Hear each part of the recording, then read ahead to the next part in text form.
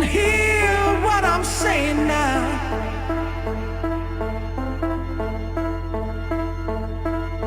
Spread your love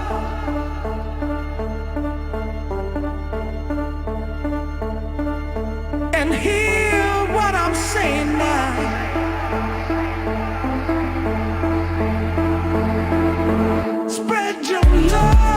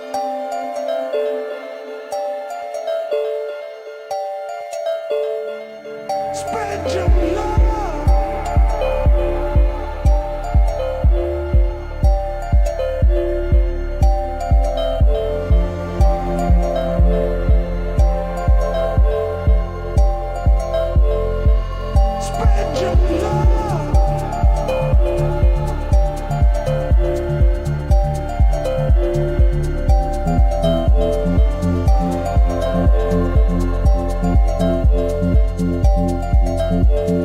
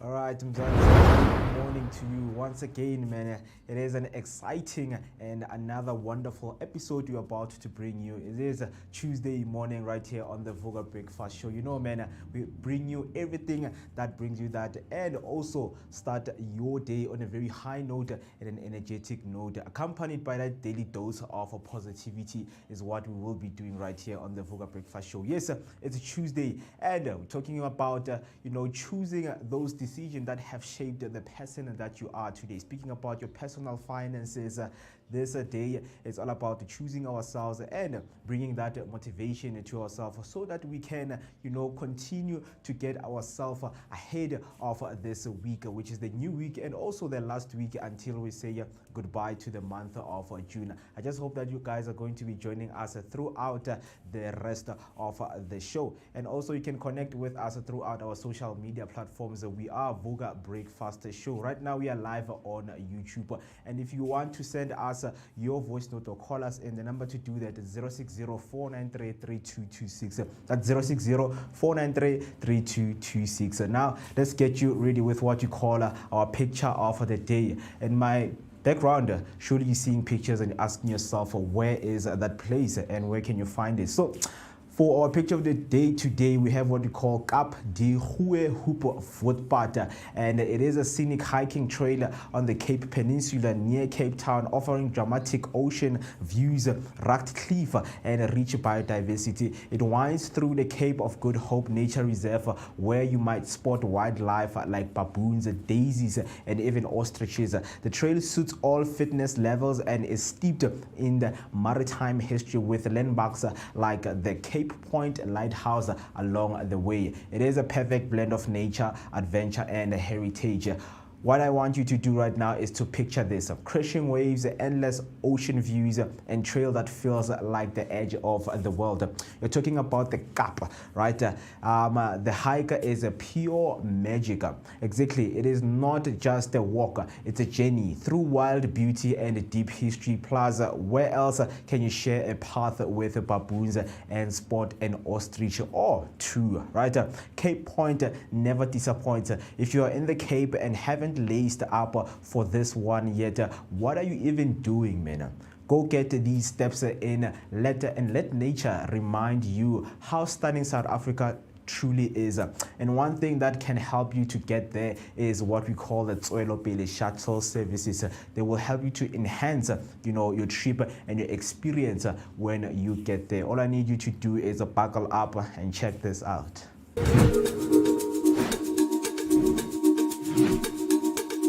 Escape the ordinary and discover the extraordinary with Topical Tours.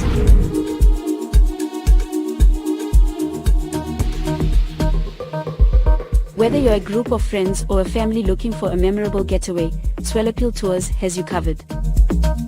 Our all-inclusive tours take you to South Africa's most stunning destinations, from the scenic beauty of Mpumalanga to the vibrant life of Gauteng and the coastal charm of Durban.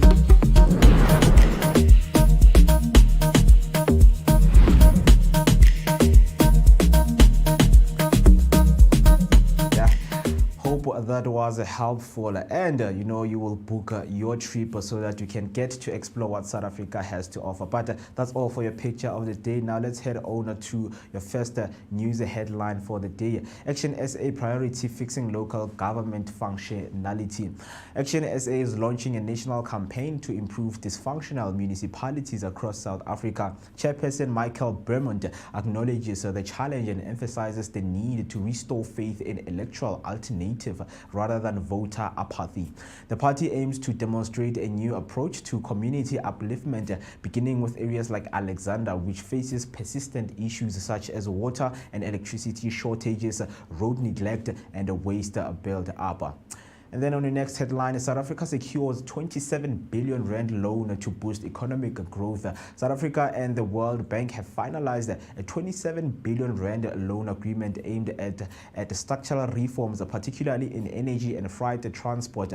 These sectors have hindered national growth, prompting a broader strategy to enhance infrastructure, attract private investment, and boost service delivery. The plan also seeks to strengthen institutions and foster inclusive job creation. Economic Dr. Azar Jeminin views the move as encouraging. And then on your next headline, DA opposes state's plan to remove NPO food roll. The Democratic Alliance opposes Gauteng's plan to centralize food distribution, warning it may worsen food insecurity. The proposal would replace 5 regional food banks and 288 NPOs with a single central hub. While the government argues this will cut costs, the DA believes it will increase delivery delays and limit access for vulnerable communities.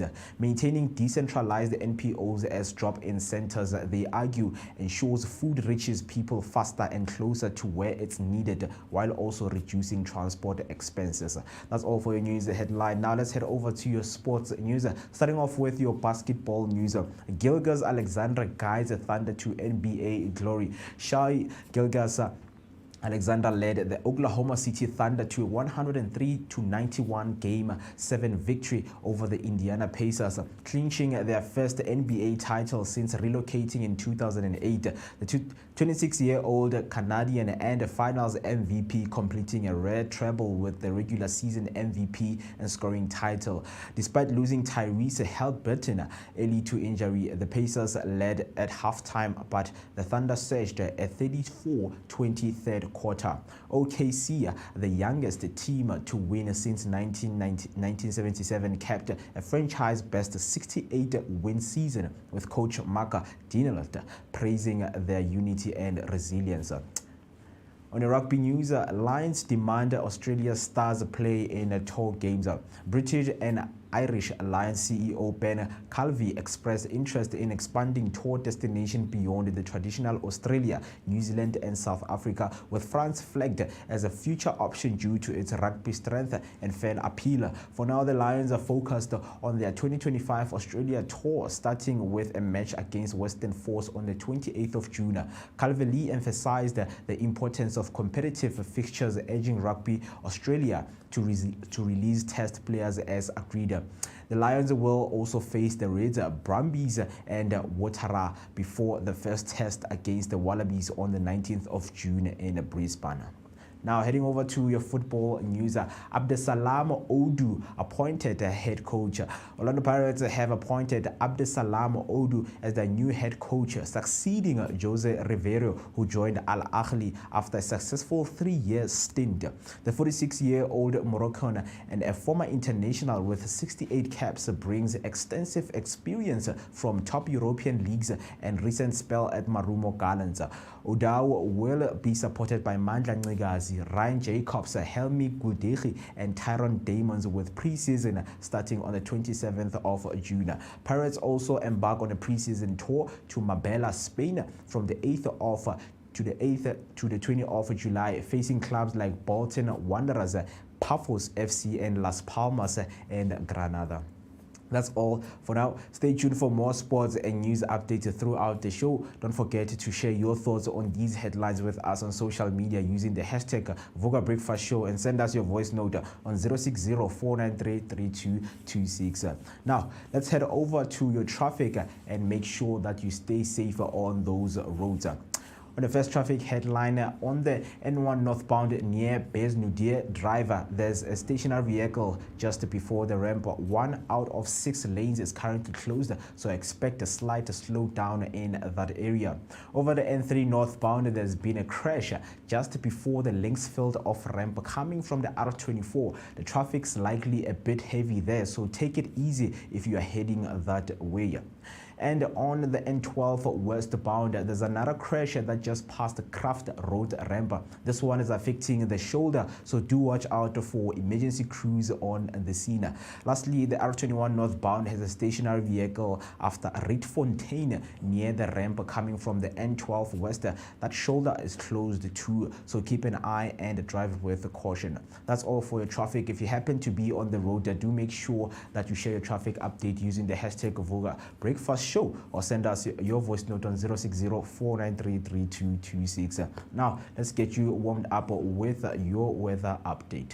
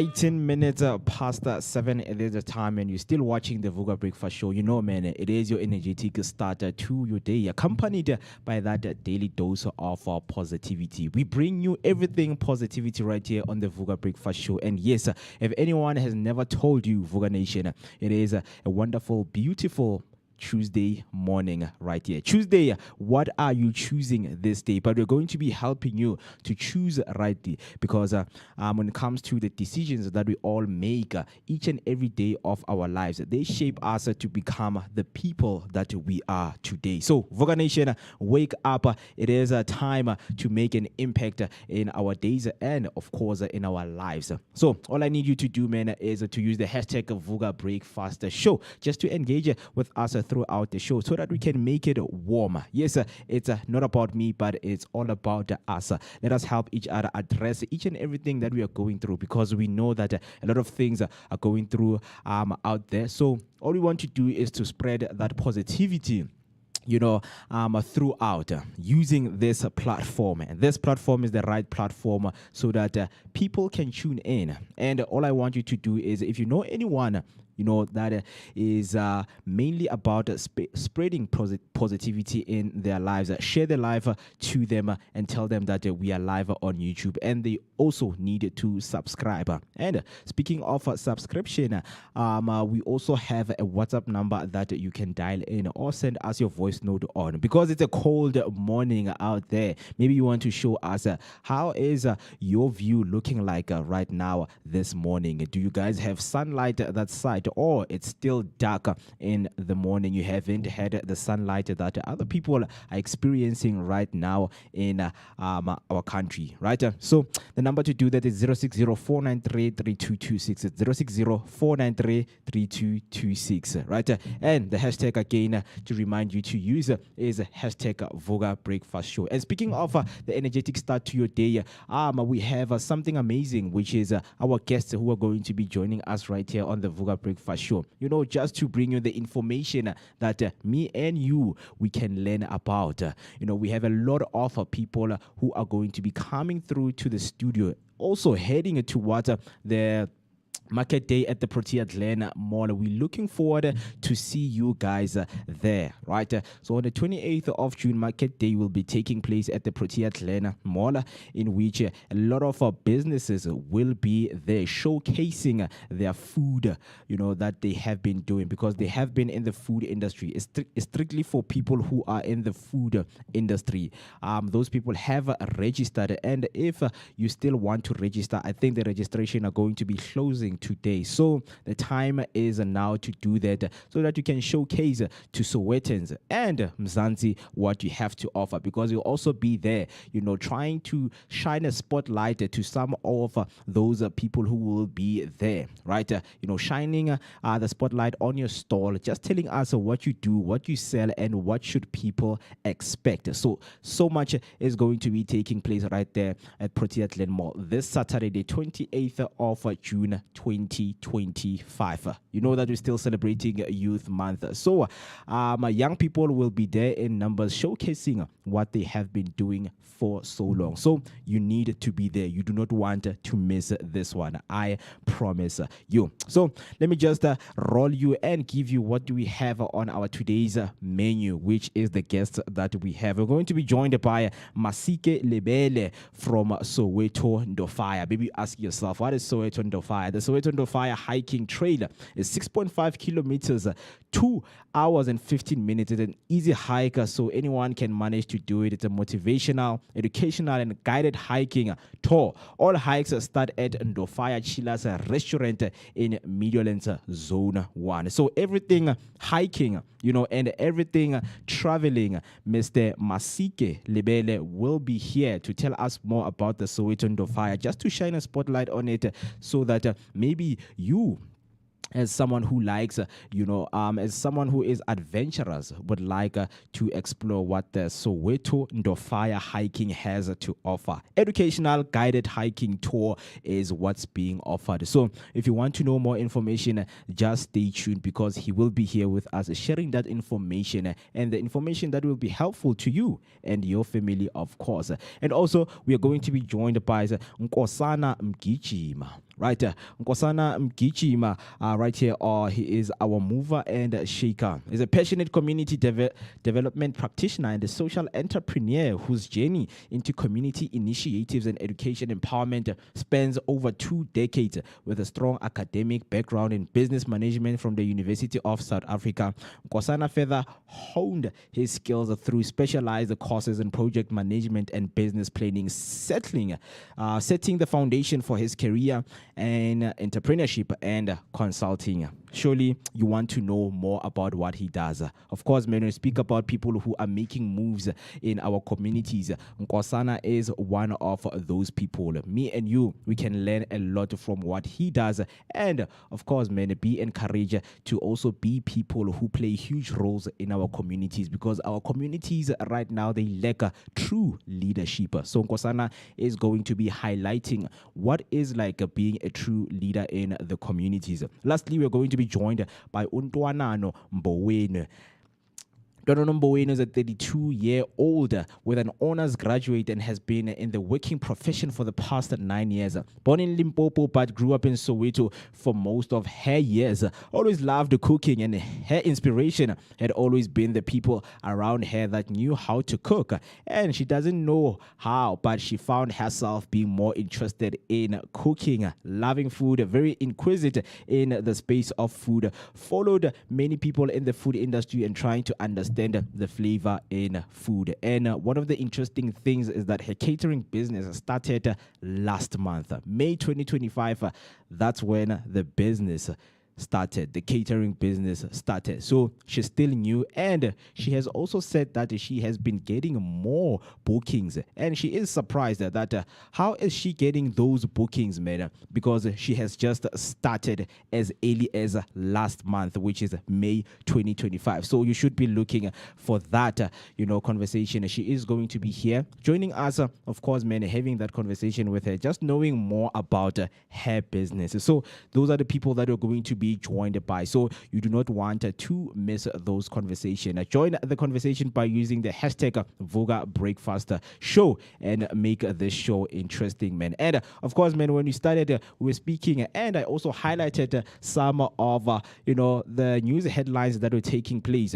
Because man, South Africa, what it needs right now is the positivity at its best level. We know that unemployment is still hiking and increasing, and the works and initiatives that the government is trying to do is to decrease the numbers of unemployment. So we have heard and we have read that money has been borrowed. Right, and of course you're asking yourself, man, what money has been borrowed and how is it going to help us in terms of making sure that we are secure and we are financially stable? Right, so South Africa secures 27 billion rands loan to boost economic growth. One of the things you're asking yourself is, okay, they have borrowed money before, but what is this money for? This money is for, particularly for energy, freight transport, and these sectors, they have hindered what we call national growth, prompting a broader strategy to enhance infrastructure and attract private investment. That's the money that has been borrowed, and the agreement has been made. So the money will go to freight transport. We know that Transnet has been, on a path of making sure that our transport is well versed when it comes to, infrastructure, and making sure that transport networks, they always improve. And when they improve, that means more business and the economy grows. But one of the things one would want to know is the terms, right? Right now on my screens, I'm just going to read the terms of what this means. So, Treasury says the financing terms of the loan are in line with its financing strategy, which is important to the government's financial stability. Specifically, the loan offers both favorable interest rates and flexible repayment terms, contributing to minimizing the increase in debt service costs. In its 2025 budget review, Treasury projected South Africa's debt service cost to reach 426.3 billion rands in 2025-2026 financial year, rising to 447 billion in 2026 to 2027 and 477.5 billion in 2027 to 2028. So the loan has a nominal value of 1.5 billion US dollars, which equates to 27.72 billion. A maturity of 16 years, including 3-year grace period, and carries an interest rate linked to the 6-month of secured overnight financing rate plus 1.49%. I know that one of the things one South African citizen would want to hear is that as much as we are owing this a lot of money, we just hope that we are owing, but the country is progressing. No one wants to find themselves in a country whereby they owe a lot of money, but nothing is progressing, right? We just hope that in the next few months, we're going to start to see the change that this loan is going to bring in our country. I know it's good news for most of the people. For some, it's not good news because we keep on borrowing, but we don't see any change that is taking place. But stakeholders are out there making sure that everything is in line with what we call our financial targets as a country to grow our inclusive economy, right? Just let me know what you think right there. 7:30 it is at the time right now. 30. Yeah. So the grace period in 3 years, Yeah. isn't that the same strategy that banks use? The growth. Let me connect you in. You are in. Yeah, so the 3-year grace period, Yeah. isn't that the same strategy that banks? There we go. All right, so question is, the 3-year grace period, isn't that the same strategy that banks use to say, no, come take the loan, you drown in debt, and then You're gonna in this repay. case, rather than taking over the country, they will take over your house because you have to give collateral. Yeah. So Lana, the country is collateral. Because it's some of the things that we once spoke that, guys, our country is paying with minerals. We have a lot of minerals. So you can't ask for money. A lot of countries, they are poor right now. If you ask yourself why you have poor countries and countries that are being taken over because of owing a lot of money, is because those countries don't have minerals, right?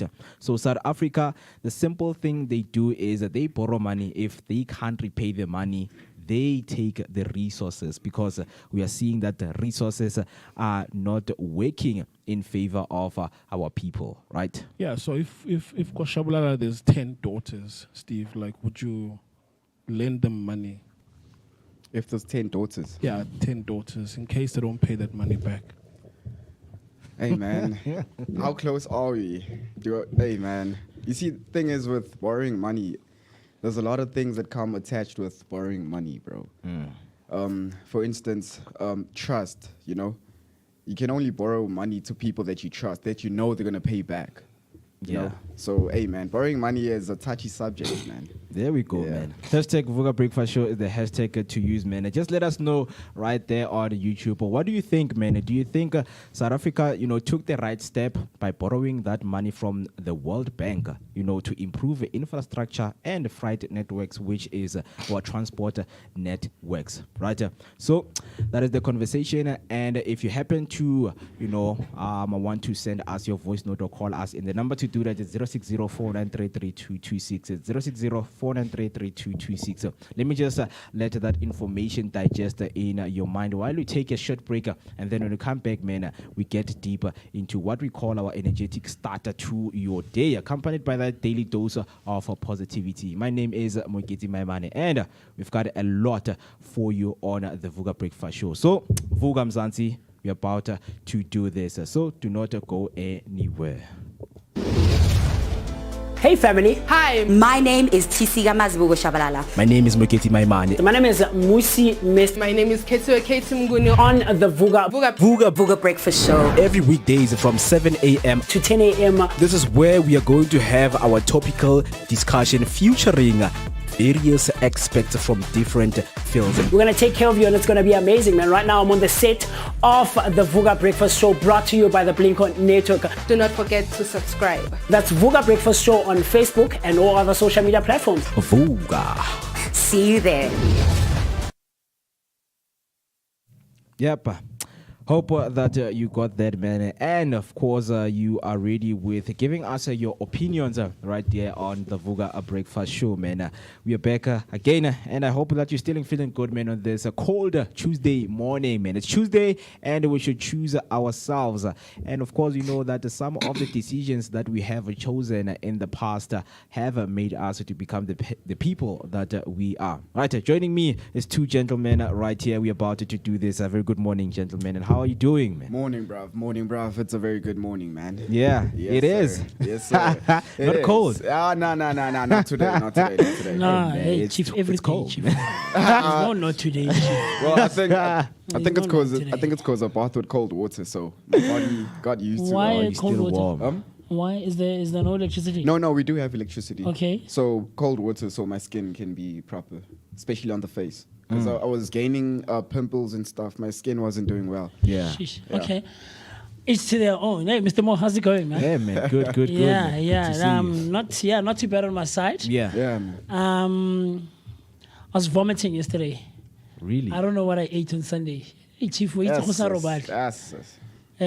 coming from the high and the weekend and the performance that we had on Saturday. Yeah. So it's a thing. And you guys are What hungry. did you guys eat, man? Because Hey, street Chief. food guys always slaps. Hey, bro, it street food slaps when it goes slaps. in, Chief. Slaps. When it goes in, it slaps, Chief. It's absolutely out of this world. It's like that video that TC took on Banel. Chief, what are you buying here? What are you eating? But Do you have some fish, maybe? no. We had pap and meat and stuff like that and salads. Oh, like nothing too alright, hectic. alright. But it was on the streets, Chief, and it's a place that we had never bought at before. Okay. Because we were on the weekend So high. going higher. Yeah, we were on the weekend high. Yeah. So I'll hop on to the thing that you mentioned last week. Yeah. That time, and what's going on with my stomach? Chief? Yeah. I think something from the weekend is still bugging me. So that was happening, but I'm good. I'm Yeah. not too bad. The thing that happened was that I didn't have my medication yesterday. The pills that I'm supposed to take Yeah. whenever my stomach has Yeah. issues and stuff. But I'm okay. I'm good. I'm glad to be here, man. It's been a minute. Yeah, it's man. been a It's while. been a minute. You've It's been been a minute. disappearing. It's been a minute. You've been disappearing, bro. But I'm here, man. I'm here. man. To what should by now be your absolute favorite rendezvous on a week-to-day, on a week-to-week basis, on a day-to-day basis. But of course, if this is the first time that you're spending some time with us, welcome. Now you're part of the family. You're part of the Vooka Nation. And this is what really promises to be your favorite rendezvous every weekday between the hours of 7 and 10. You're spending some quality time with us right here on the Vooka Breakfast Show brought to you by the Blinko Network. Perhaps you're wondering who you're talking to right now. You're always going to be spending some time with me, the one and only MOOCEE Mist. My name is Musi Mist, and I so could not be happier to be in your presence and in your company on this lovely, not too cold Tuesday morning on the 24th of How is it the 24th? It's the 24th, bro. Wait. What's How going is on? it the 24th? You know what's going on? Time flies. MMS and SS happened, bro. Because from the beginning of June, okay. we've been saying, yo, bro, let the year end. It's I going see. on quick, bro. Now it's going on quick. catching up with Yeah, us. It's going now. on quick, man. Yeah, man, like I'm wondering what's happening. So it's the 24th of June, and we're going to be giving you your daily dose of positivity. And of course, it's going to be accompanied by an energetic start to the day. Perhaps you're wondering how you can get in touch with us. So how you can do that is by using the hashtag Vooka Breakfast Show. So that's Vooka Breakfast Show on Facebook and all other social media platforms. Yes, sir. But it needs not end there. You can also continue using the WhatsApp line, sending your voice notes and everything else in between. The number to dial is 060-493-3226. So that's 060-493-3226. Comment, like, subscribe, and do the things that are necessary to be done so that you and I and the rest of the team here and the gents can share our thoughts, our opinions, and everything else in between. A jam-packed show we have for you this morning. Yes, sir. Yes, sir. man. Vooka Nation, don't forget, man. Don't forget to buy that cup of tea so we can be warm here in the studio, man. Get your badge, bro. Get your badge. Yeah, of course, man. And getting your badge, man, comes with you getting exclusive, some of the exclusive interviews and conversation we are about, and we are going to have right here. Yes, sir. But before we get into that, and still waiting for you guys to join in on the chat, do you guys know Hungani Drama? Hungani Ndlovu. On Why did I say Ndlovu? Tibos, the guy who plays Yeah. Tibos now on Skin Sam. Yeah, I saw yeah. that they were breaking up or divorcing. Yeah. Hey, What's going on? What's going on? Hey, bro, what's Yo, going on with bruh, these actors? Stephanie. I've had Actors are breaking up with I nice had a crush on women. her for the longest of times. For the longest of times. Hey, Mthole ke man, motho. yeah. Mthole o na le matla, wena. Mthole powerful. Look gifted. Mthole. She has a gift, man. Yeah. Yeah, So man. Hungani confirms divorce from Stephanie Sendos. Right. So they were the couple we rooted for, man, because for me personally, I've always, not always, but came across their, YouTube channel where they shared everything they were going through in their relationship. We have learned the ins and outs that have happened, man. The bad and the ups in the relationship. But sometimes there were some of the signs that as citizens, as fans, we couldn't see that, no, man, there's something wrong in this Obviously, marriage. bro, when you're in the limelight, bro, people that are not in the limelight cannot see what's going on Yeah. behind closed doors. Yeah. You know what I mean? Because Yeah. when you're in the light, you're going to want to show this perfect image of the perfect couple and everything. Yeah. Yeah. And this is not to say we looking into them and saying we're celebrating this. No, these things happen. People do date, Yep. they get married, they break up, they divorce. Yeah, And it's yeah. something that they have went through. So if you decide to say, you know what, I'm going to make my relationship public. Yeah. And making it public to the people, that means you say you're inviting us to your life. Yeah, you to saying- know more. No, it doesn't Yeah. mean that. It It does, means it that. does. It means What do you that. mean, bro? Let's It not does. be entitled. No, guys, I let's mean, not be wait, entitled. Moose. If Let's you're not gonna be entitled. if you're gonna date in the public light, bro, you're a public figure. And- Yeah. You're a public figure. And- you're dating. You're showing us your couple Yeah, I'm goals showing on you what I want to show you. everything. That's you Dates, inviting us. vlogging That's in you your inviting us house. saying, yeah, That's bro. an invite. Yeah. not an invite. What do What you is mean, it? bro? What is it? It's me just showing you what's happening Come in my on, life. Moose. But it's not me inviting. Come on, Here's the Moose. thing. Here's the thing. You know what the thing is? Okay, no, okay. Let me Okay, let me try okay. to be objective. I get what you say. Yeah. And I agree with you. To a certain extent, it's an undisclosed invite. Yeah. Yeah, Right? yeah. Into my life, right? But what you also have to realize as a viewer or as a follower is that you are not entitled to other things that take part So- or that form part of my life, right? I'm Okay. showing you what I want to show you. Yeah. And this is not saying now automatically you have access or you should have access or you are granted access to every bit and piece of my life. But okay. If I'm showing you that this is my journey when I go to work to the Vooka Breakfast Show Yeah. on a day-to-day basis, Yeah. this is what I'm showing you. Yeah. But what happens after 10 o'clock when I'm going to rehearsal or whatever case, that's not part of you. But if you're gonna post it, it's still part of me, bro. It It's is. not If part you- of you. if I'm you're gonna posting it post to it. share it with the world, yeah, sure, but it's not part of you. And it means not that now you are automatically inclined to have an opinion. More life in a private. But one of the things that we always listen to, ne, because I always pay attention when people are speaking. Yes. When you start a YouTube video, when you invite us to watch, because you always say, guys, subscribe so that you can get more content. Yeah, Sure. And yeah. comment. What do you want us to comment on? Because Exactly. the more we no, comment on what I post.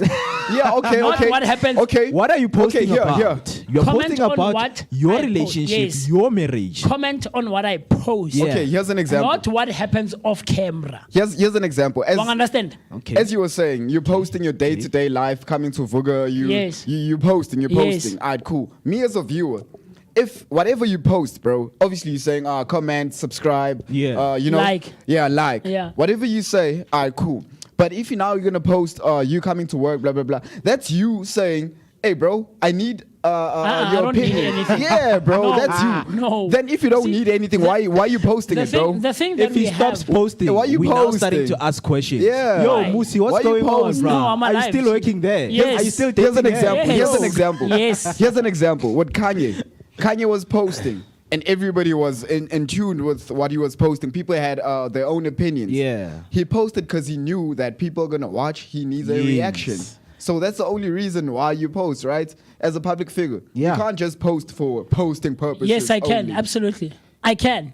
then and keep it private then. Me posting Keep it doesn't mean that I private, bro. need your opinion. Keep it private, bro. I don't need your opinion. That's you saying, look at where I'm at. Look at what I'm Yes, doing. look at what I'm doing. Look at where I'm at. This is the behind It's the the scenes same as- of the Vooka Breakfast Nah, Show. but Moose, let's But it's be- the same as what we're doing now. Yeah. This is public. Yeah, this is public. It is. Everybody- Yeah, And yeah. people are entitled People are Yes, entitled but- to post, no, bro. Yeah. People are entitled to ask. What happens after 10 o'clock? Are people Yeah. entitled to that? No, we're not No, posting after. that. Are We're not people posting entitled to not what public. happens when Thing an is- ad is playing? No. My name is no. Musi, mist, and my name is Wickets in my mind. There's an ad that plays.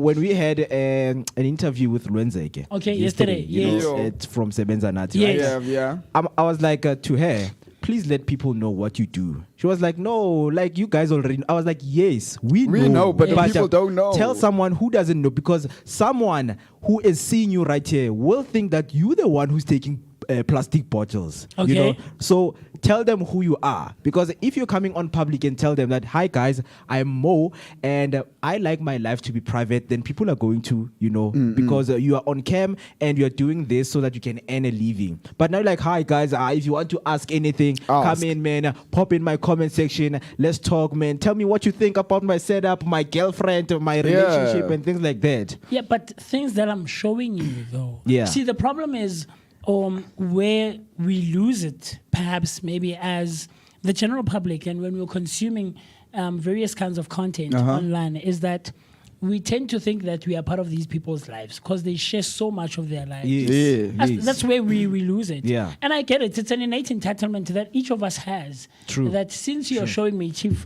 why Mabano Sampon? I want to see. But look, I'm showing That's you what I want to subscribe show you. to. Yeah, but I'm showing you what I want to show you. You're not entitled to But happens with the things you show outside me, of the All right. camera. but still, with the things you show me, let's I can, do I can this, comment. I Can can, I not? I can, Let's- yes, you let's- can. Yeah. You can, okay? Let's draw a picture, ne? Okay. Continuing. So, on-screen chemistry, off-screen charm, and a YouTube channel that gave us what we call #relationship goals. But now Hungani Drama and Stephanie Sandus have confirmed what fans feared. Their 6 years marriage has come to an end. Right? In a joint statement, the couple announced their divorce with grace and maturity, emphasizing that while their marriage is over, their friendship remains strong. They've asked for privacy and understanding as they navigate this new chapter. So the key details in this whole information is that they've been married for 6 years. Yeah. Known for their roles on Scandal and their YouTube channel and then Ndlovu's Uncut, right? Okay. Emphasize continued friendship despite their split. Public reaction, a mix of heartbreak and admiration for their maturity. So, but this brings us to the bigger question. What are the risks of dating publicly, especially in the age of social media? Hey, man. It's what we're speaking about right now, because the risk is it's an innate thing that people, yes, are going to react. But now, are they going to take it further to say, hey, man, there's something you didn't show us in your marriage and with your wife, and we would like to see that? Because now you said, follow me. Follow Yeah. means, bro, you Yeah, someone. no, you follow my Follow- content, not me. But also, if your content, You follow my content. Yes. Yeah. And content is what I choose to post. Exactly. Yeah. Yes, You- not what happens off camera. Yabona, with you, I understand I will follow your content. Yes. But with these guys, they said, guys, follow us in a journey of our when marriage. they started dating, When they started dating. they said, okay, we're in the public. Here is our information. Here, we're Yes. dating maybe, let's say, a month, 2 months, blah, blah. Now they're getting divorced. Only now they say they need their privacy. You know? yeah. And we will respect that. 'cause- Respectfully, we'll say, but people okay, guys. don't respect it. That's the problem. That's what I'm trying to shine Yeah. light on, is that people don't respect. Because now you feel entitled. Guys, I've been with you. You went to Cape Town. I was there. Yeah. Because I Yeah. know everything that happened. Uh-huh, And uh-huh. the truth of the matter is you don't know everything that happened. Yes, I showed you buying my tickets and get ready with me. Yeah. Yeah. Outfit of the Outfit. day. Yeah. We got to the airport and you feel like you're part. Because this is what happens. This is what creators Honestly. do, though. That's Yeah, the art yeah. behind Yeah. content creation, and people don't understand that it's an art form. This thing, narrating those things, editing, and putting all the. We have an idea because this is what we do, Rona, Yeah. here, right? Yeah. We've seen the behind the scenes and behind the curtain of what happens when We you know create what's going content. on. Exactly. Yeah. So the art part of it, or what you cling on, or what catches your interest, what piques your interest as a viewer and as a follower, is how they curate that content. Yeah. Right. And they make you feel, the art part of it is making you feel like you're actually there. part of it. Right. Okay. And that's what you follow. That's what now makes you feel like you're entitled, or that innate entitlement that each of one has, like I mentioned a second ago. You develop that and you feel like, Chief, why didn't you tell me that you actually went to the pool at But also, Moose, bro. If Won't understand that though. I do. Yeah. But also, I get you. I get what you're saying, yeah? But also, think about this, bro. If you're going to become a public figure, Yeah. it's in the name, bro. Public figure, bro. Public. Yeah, I'm in the public. I'm a public figure, yes. Yeah, right. so- and I'm in the public eye. Absolutely. So granted. even if it's does off it cam, mean that you're entitled to behind the scenes? wait, can I give you an example? Okay. Can I give you an example? You're off cam, yeah? You're somewhere with your friends drinking, just chilling, right? And you're a public figure. We know you from camera. We know to say, yeah, this guy is you present on Vooka Breakfast Show, yeah? Yeah. Once we see you outside, guess what we see? We don't see Moose. We see a Vooka I presenter. agree with you. Yeah. I completely So agree you with can't you. you can't be in public and not expect people to have an opinion. Am I not? I'm not saying people should not have an opinion. We're having an opinion now, talking about it. Yeah. These are our opinions, individual opinions. you right? saying people You're shouldn't not feel entitled. Yeah, you're not entitled Okay, to the with private that, life cool. of this So person. with that, I so can now let agree. us look at the Cool. highlighting perspectives of this whole situation, right, of the divorce and the drawbacks that we're going to be discussing. So the highlighting perspective is that the perks of public love is visibility can inspire other people to also, fall into the steps of you guys getting married. They get inspired with everything that you guys do. We love what you guys are doing. We love what you're saying. Like your character as a whole speaks to what I want. And also shared platforms can build brands. Right, because we both in the industry, we understand what is going on. So when we are sharing this platform, we are building and attracting more brands to come. Yes. And more brands means more wealth, right? More brands, Public more support can feel affirming. While as a public, we're saying, you guys, whatever that you're going through, keep on going, and you are strong, you inspire us. Your love has shaped, other people's lives out there, relationships out there to be where they are. Yeah. Right? Let's look at the drawbacks. So, drawbacks, one of the things is you lose privacy when you are in the perks of public love. Every fight, every breakup becomes a public property. There we go. Right? We now diagnose why you guys fought. We all become doctors and psychologists. And speaking of that, this video can't play on my site, so I will just ask, Mr. B to play the video, right? I think it's the first one.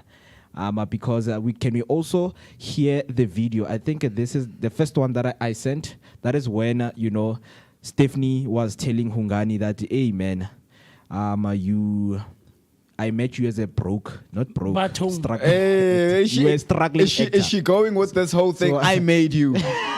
You would be nothing without me. So Is she saying that? let's try to play. This side can't play, man. It's telling me errors. But yeah, So- no. Tell When me I errors, feature I made you pay. Hey, bro, say that's hectic. Hey, I made you. What are you You'd be saying, nothing man? without me. Yeah. That's crazy. But Yeah. hey, man, here's a question though. Would you date a person that's like a celeb or something? I don't know. It depends, man. I think I wouldn't mind. Yeah. I wouldn't have a problem dating someone like that. But I'd probably think more than 10 times about it. More than 10 go times. over it, over and over, time and time again, and really, really think about the implications of dating someone who is in the public eye. Because when dating someone that's in the There's a public lot, eye, man. there's a lot that comes with it, bro. That means So it wouldn't be an easy decision or a simple one, right? Yeah. or you'd have to like sleep on it. Absolutely. It's alright. Yeah, consult, I hear you. man. Like have various Because conversations. the reason why I'm asking this question, you remember with what's his name, bro? He was an actor and a presenter also. He's a closer guy. Okay. He's a closer guy that dated this other so it's a couple, yeah, it's a gay couple. Yeah, he dated this other guy that we didn't know of. I just can't get the names right now. He's a Xhosa guy. Yes. Who is it? Where was he acting? Okay, none. He's a presenter actually. He's a presenter. He was on Podcast and Chill. Mongezi is a comedian. No, he's not a comedian, man. He's not a comedian. He's a presenter, an actual presenter. Yes. McG presenter. No, he doesn't present on McG, but he was a guest on McG. One of the guests who came to Podcast and Chill, who was a Toles presenter. Mo. No. I was also thinking Not Toles Toles is straight. because Okay, sorry. He's closer, man. He's I'm closer. sticking He's to the gay. closer. He's gay, yes. Oh, Mushe. Mushe, there we He go. was There we dating go. one of the Pala brothers, the youngest Pala brother. Yes. brother. Really? Yeah. Wow. Can I forget? So the Loiso? name? No, the youngest. The youngest. Konale is Loiso. Loiso Pala, Zwei. Pala, And there's the- There's the other one that, The youngest one. Yeah. well, let me speak for myself. Before he dated Mushe, I didn't know about him. Okay. And then they dated, and then I got to know about this brew, Okay. right? And then they dated for like a short while. And then after they split up. And then from there, Brody, that wasn't well known in the public, started having channels, started becoming a public figure and stuff like that.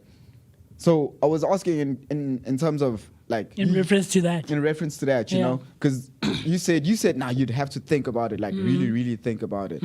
Say you do think about it. Would you want to be in front of camera with that person, taking interviews, pictures? Here's the thing. I don't think there's standard thing that applies across the board for everyone or with everyone. Yeah. Right? So it would depend on who I am and the spaces that I'm involved in. Yes. Number one.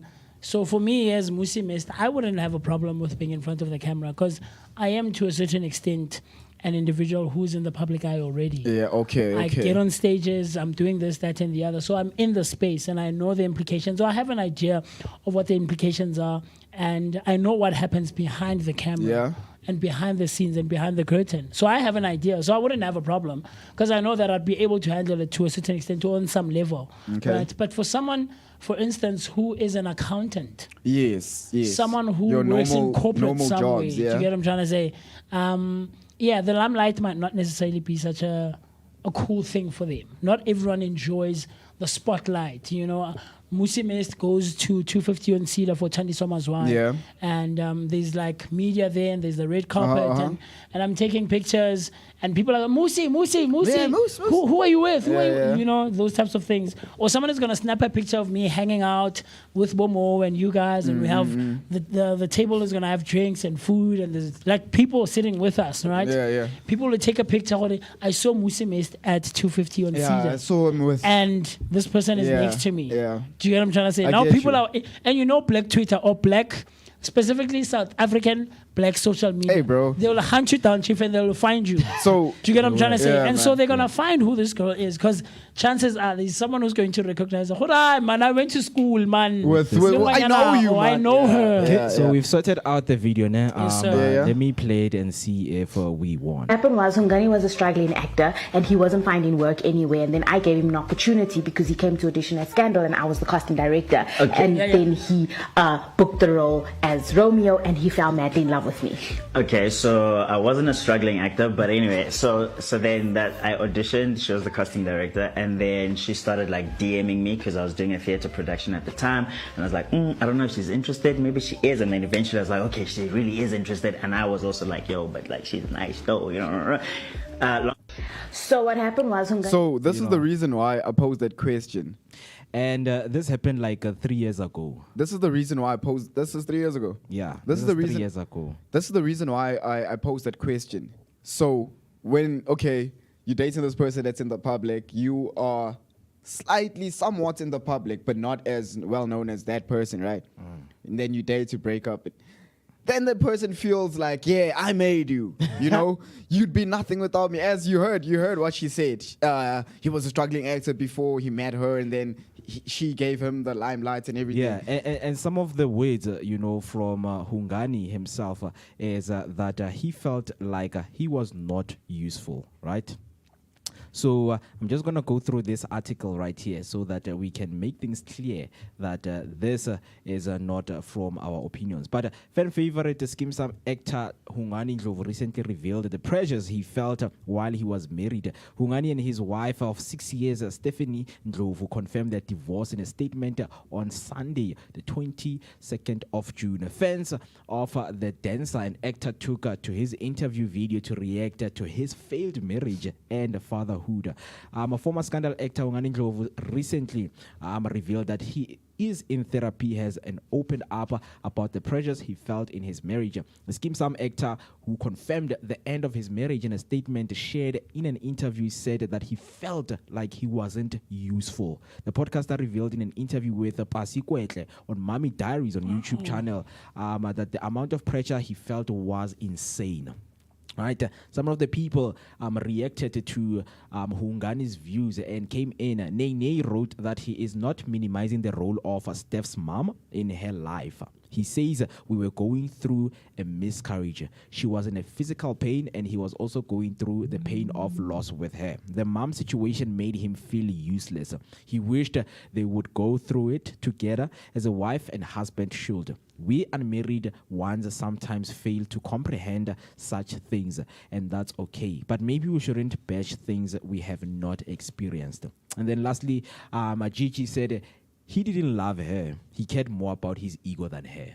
You know, that's when we're speaking about if you say we are public, you post with your girlfriend, right? And when you post with your girlfriend, whether it's on Facebook, when you guys, you know, break up, there's that one thing. As much as you said that with Black Twitter, they will go hunt for you. They will go hunt for you. And the things you said, like that's why they broke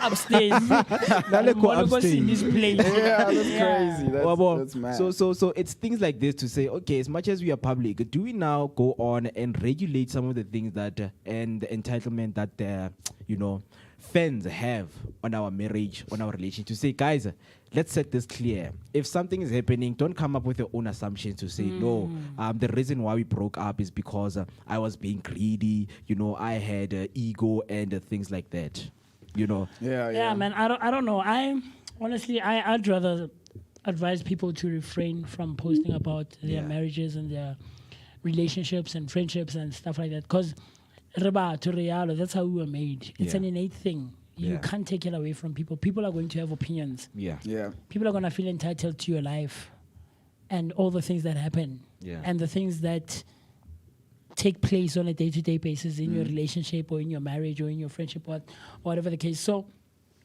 at the same time, as much as I'm saying it shouldn't happen, I don't blame people. It happens. Because like you said, to a certain extent, it is an invite. To say, come hang out with me, spend time with me and see what happens in my life. It is an invite. It might not be an official one or a disclosed one, but it is an invite nonetheless, right? Yeah. And so, Hape, if you're a public figure, like you said, a huge part of your privacy is done away with, unfortunately. And we are going to want to know. And you are giving up a huge portion of your life and of your privacy, unfortunately. And we want follow-ups, Chief. We're not entitled. We shouldn't, demand them. But it happens. But it happens. It happens. Yeah. It happens. So, but things of he was a struggling what? Hey man, struggling actor, bro. I think that's the bitterness, for lack of a better word. I'm losing the word that I want to use, but that's the bitterness that comes out. Sour sweet. But this is 3 years ago. And was it done in a jokingly way? I think it was joking. So people say it was done in a jokingly way, but when truth always comes out in fun. Hey, bro. Yeah. You know what more than most cases. Because when you're just looking at the reaction, is like the gestures and your facial expression when someone is saying something about you. In a joking way, yes, we let it pass. But there was where he defends himself and saying, no, I was not struggling. Yeah. And then she whispers, say, he was, like emphasizing that. So, truth comes out in funny. Hey, man, there's a better truth than jokes. People tend to use jokes as as a way to reveal truth. Yeah. Right, and I think that's the responsibility, especially when it comes to Wednesdays, when comedians are coming. The few comedians that I've had a chance to sit down with and we've had a chance to engage with is that they've said the same to say. your responsibility, or part of your responsibility as a comedian, should be that you are enlightening and teaching people, right? And giving actual and factual truth. Yeah. Because you have so many people listening to you, watching you, Yeah. spending time with you. Taking and your word forward. Exactly. Yeah. One understand that in more than most cases, comedians share their truths or shed light on important discussions and topics in society in general through jokes. Yeah. Do you get what I'm trying to say? Yeah, for sure. Hungani and Stephanie's story reminds us that even the most admired relationship face challenges. Dating publicly can amplify love, but it can also magnify heartbreak. Whether you are a celeb or just vibing with a bae on Instagram, the key is to protect your peace. Right? That's all for today's discussion, man. Just let us know what you think. Do you think dating publicly is worth the risk, or should love be kept offline? Just drop a comment right there on YouTube by using the hashtag Vooka Breakfast Show, and let us know what you think. So right now we're going to take a short break, and then we'll come back, man. We bring you our daily bread, which is today in history, celebrity birthdays, and word of the day. But before we go there, Manele on YouTube says, "Gahle gahle, what defines street food? What defines street food? You had pap, meat and salads. If sausage saloon does a pop up, is it street food? Yes, the fact that you bought it to on the street, everything. street food. It's man. street food. Yeah. Whether you are buying corn, bro, if it's made in the street, bro, it's street food. it's street food. Yeah. man. You could be making kebabs, you could Yeah. be making burgers. If it's in the streets, If it's done in the streets, Street food. It's credited as street food. Yeah. It qualifies as Yeah. street food. 4 minutes past 8, it is the time, man. Let us take a short break, and then we'll come back and we give you that daily dose of positivity. Of course, man, which is that today in history, word of the day, and also celebrity birthday. So don't go anywhere. Hey family, Hi, My name is Tisiga Mazibugo Shabalala. My name is Moketi Maimani. my name is Musi Miss my name is Ketua Ketumguni on the Vooka Vooka Breakfast Show. Every weekdays from 7 a.m. to 10 a.m. This is where we are going to have our topical discussion featuring various experts from different fields. We're going to take care of you and it's going to be amazing, man. Right now I'm on the set of the Vooka Breakfast Show, brought to you by the Blink-On Network. Do not forget to subscribe. That's Vooka Breakfast Show on Facebook and all other social media platforms. Vooka. See you there.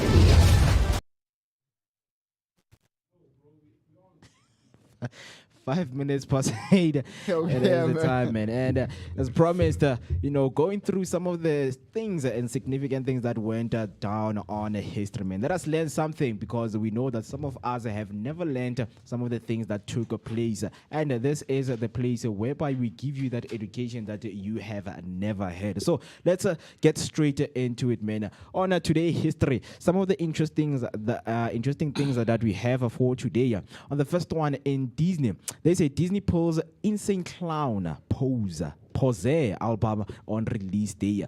On June 24th, in 1997, the Walt Disney Corporation orders one of its subsidiary record labels to recall 100,000 already shipped copies of an album by a recently signed artist, Insane Clown Pose. On the day of its planned release, the issue at hand, the graphic nature of the Detroit horrorcore rap duo's lyric. Woo!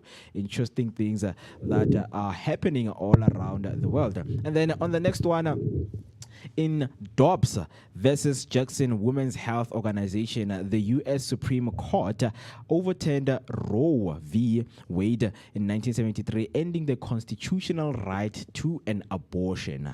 In Dobbs versus Jackson, the women's organization, the law, Supreme Court upheld a Mississippi law banning most abortions after 15 weeks of pregnancy, and in doing so, overturned Roe Wade in 1973 Planned Parenthood Casey in 1992, which had previously affirmed a constitutional right to abortion before fatal viability. The court ruled that the Constitution does not confer a right to abortion, returning to the authority to regulate the procedure to individual states. This landmark decision reshaped the legal landscape across the U.S., prompting some states to enact strict bans, while others moved to protect or expand access to abortion services.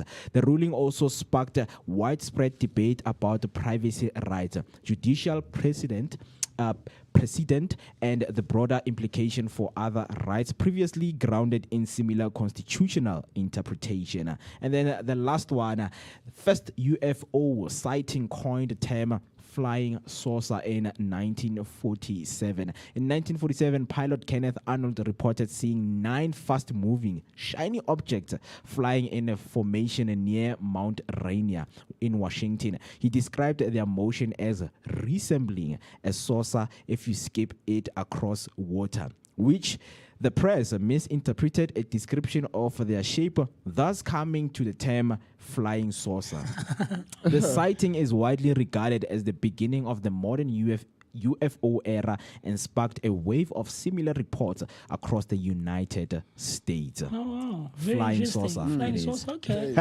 Actually, I've never looked into how the term came about. Flying saucer. Okay, Yeah. makes sense now. Okay. Yeah. Now you know, man. Yeah. If you didn't know, now you know. Definitely. Right, and then moving on, man, into looking at the days that we are into the year, because when we opened, you were like, hey, man, it's the 24th of June. Time flies. Time Yeah. flies, bro. Indeed, it is Pun flying. intended. It is flying, man. And we will describe it as the flying saucer, right? Today is the 175th day of the year and 176th in leap year. And we are only left with 190 90 days. days. Sheesh, that's crazy. 190 That's days. crazy. Time flies. Eh? And crazy. for me, I'll just say 90 days left because 100 is nothing, my friend. Actually, 100 is nothing. 90 is nothing because 90 is 3 months. Yo, bruh. So 3 months from now, We gone. September. Now we gone, bro. And in another 100 days, which is more or less 3 months because it's Yeah. 90 plus 10, right? Yeah. Yeah, the guys, Jarai Fedile. 3 months from now, it's a new year, eh? It's gone. And then Yeah, I mean- we are left with 26 weeks Weeks, yeah. remaining. Yeah. Right? So just make each day count, man. That's all we can say to you right there, Vooka Nation. And then, of course, man, celebrating the national days because, you know, each and every day there's a national day that is Okay. being celebrated. So today, the national day that is celebrated is the National Relationship Equity Day. Hey, did we not talk about this or something similar? Yeah. I think about 2 weeks ago. Remember when we were mentioning Yeah. Boo and Mo? We spoke about it, you and I. We had a conversation, or was it with Steve? Mentioning when what? When we spoke about relationships, man. Oh, What your yeah, love yeah, languages. Yeah. Love Oh, language, love love language, languages. yeah, love language, yeah. Yeah, love so languages. National Relationship Equity Day celebrated on this day encourages people to reflect on fairness in their relationship, right? Not just in chores of finances, but in emotional support and shared efforts. It promotes honoring each partner's strength, open communication, and mutual respect with simple acts like role swapping and heartfelt appreciation helping to build trust and balance. Amen. So if you happen to be in a relationship, today is a Relationship Equity Day. What do they mean by role swapping, bro? It means you're typically abusive, ne? Because if you're going to observe this day Abuser, that, man, I'm sorry. that you want to provide fairness and equity, question is for the rest of the year, what are you doing? No, I think it should be something that's applied all day, every day. Yeah, so I'm saying if this is going to be something that's observed, then question is what are you doing for the rest of the year? Yeah. It means you're abusive. I don't get you. Abusive and how though? How? Yeah, like I don't get you, Mr. B. So today you're celebrating fairness Yeah. Equity. with your partner, Yeah. equity and Yes, sir. being fair and all of that, right? Yeah. So Yes, you're sir. observing and celebrating the day, right? Now, for me, this should be an everyday thing. Yes. Okay. So if you are observing this, it means you are not typically fair throughout the year. Yeah. Oh, so you had You being haven't been abusive. doing the chores. You haven't I been mean, doing the I don't role think swap. it necessarily means that, but it could be a thing where like it doesn't necessarily mean that you only observe it to today. But I get what No, I Brother also B's get saying. it. You know, it's like Valentine's. Yeah, Love yeah. should be a thing that's celebrated on a Every day-to-day day, basis, yes. right? You shouldn't be buying chocolates the 14th of February. But what it can mean is that maybe you are not someone who's cognizant of those acts in your relationship. Maybe, I don't know. Yeah. But I don't think it necessarily means. But if you're not, then yeah, no, there are people who are abusive. Then yeah. No, I get that part. What I'm saying is, if you're not cognizant about being fair and being equitable, it means that for the most part, you are the opposite of what the National Day He's saying. is advocating for. Maybe. Yes, so buying roses, chocolates on Valentine's Day, that's a good gesture. But even if you don't do it, it doesn't necessarily mean you're not loving.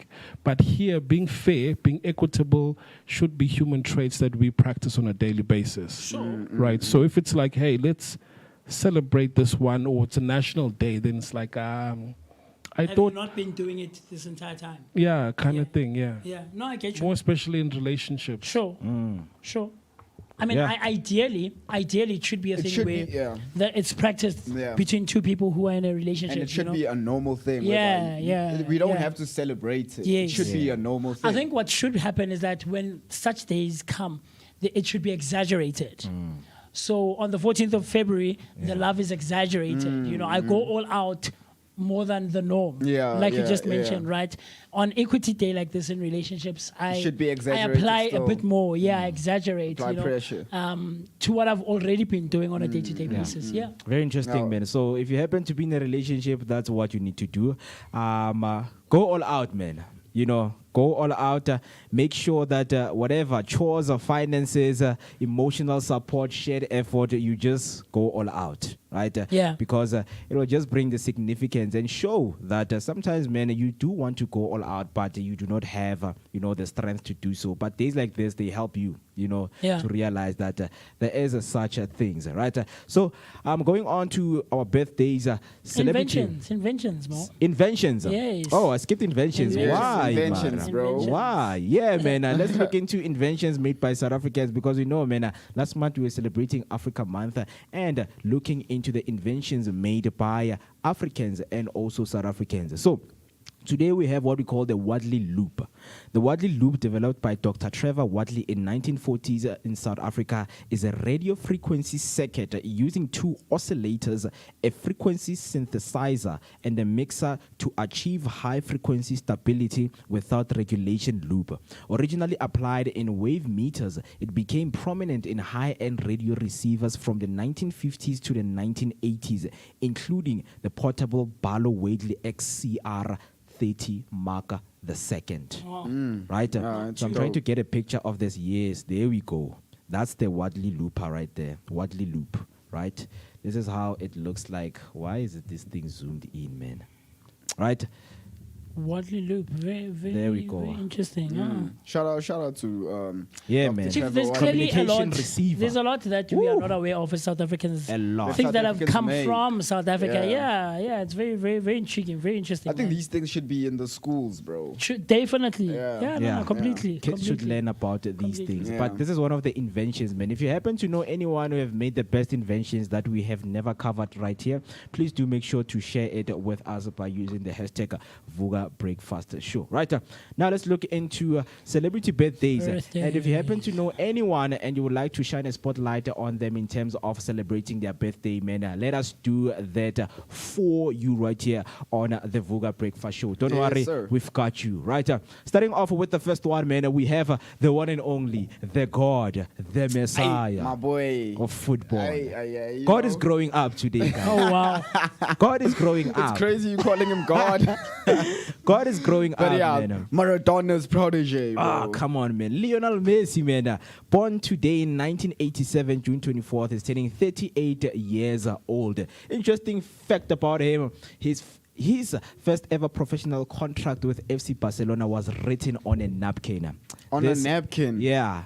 I remember back in there in Catalonia. So when he was signed, he was with his dad. And then this guy, man, just went in and just, signed everything to say, hey, this is what your boy is going to get when he joins FC Barcelona. That's crazy. Like, hey, contract sealed, man. Star soccer forward who gained world fame playing with FC Barcelona and as a captain of Argentina's national team. He won the Ballon d'Or 4 straight years from 2009 to 2012. He received the Golden Ball Award at the 2014 and 2022 World Cups, leading Argentina to a World Cup championship on the latter occasion.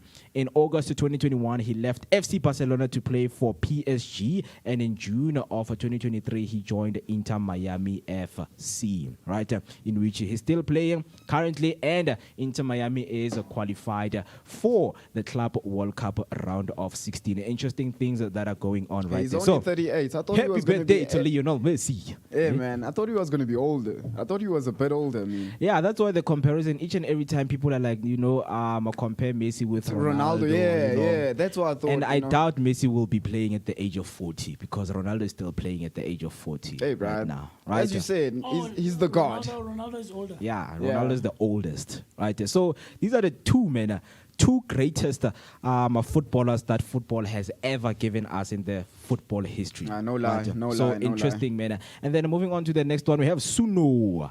Suno was born in 2003, turning 22 years old. Interesting fact about him, he started auditioning for various agencies in 8th grade. Pop singer who has gained popularity after appearing on reality competition show Island and joining the boy band Any Hypen.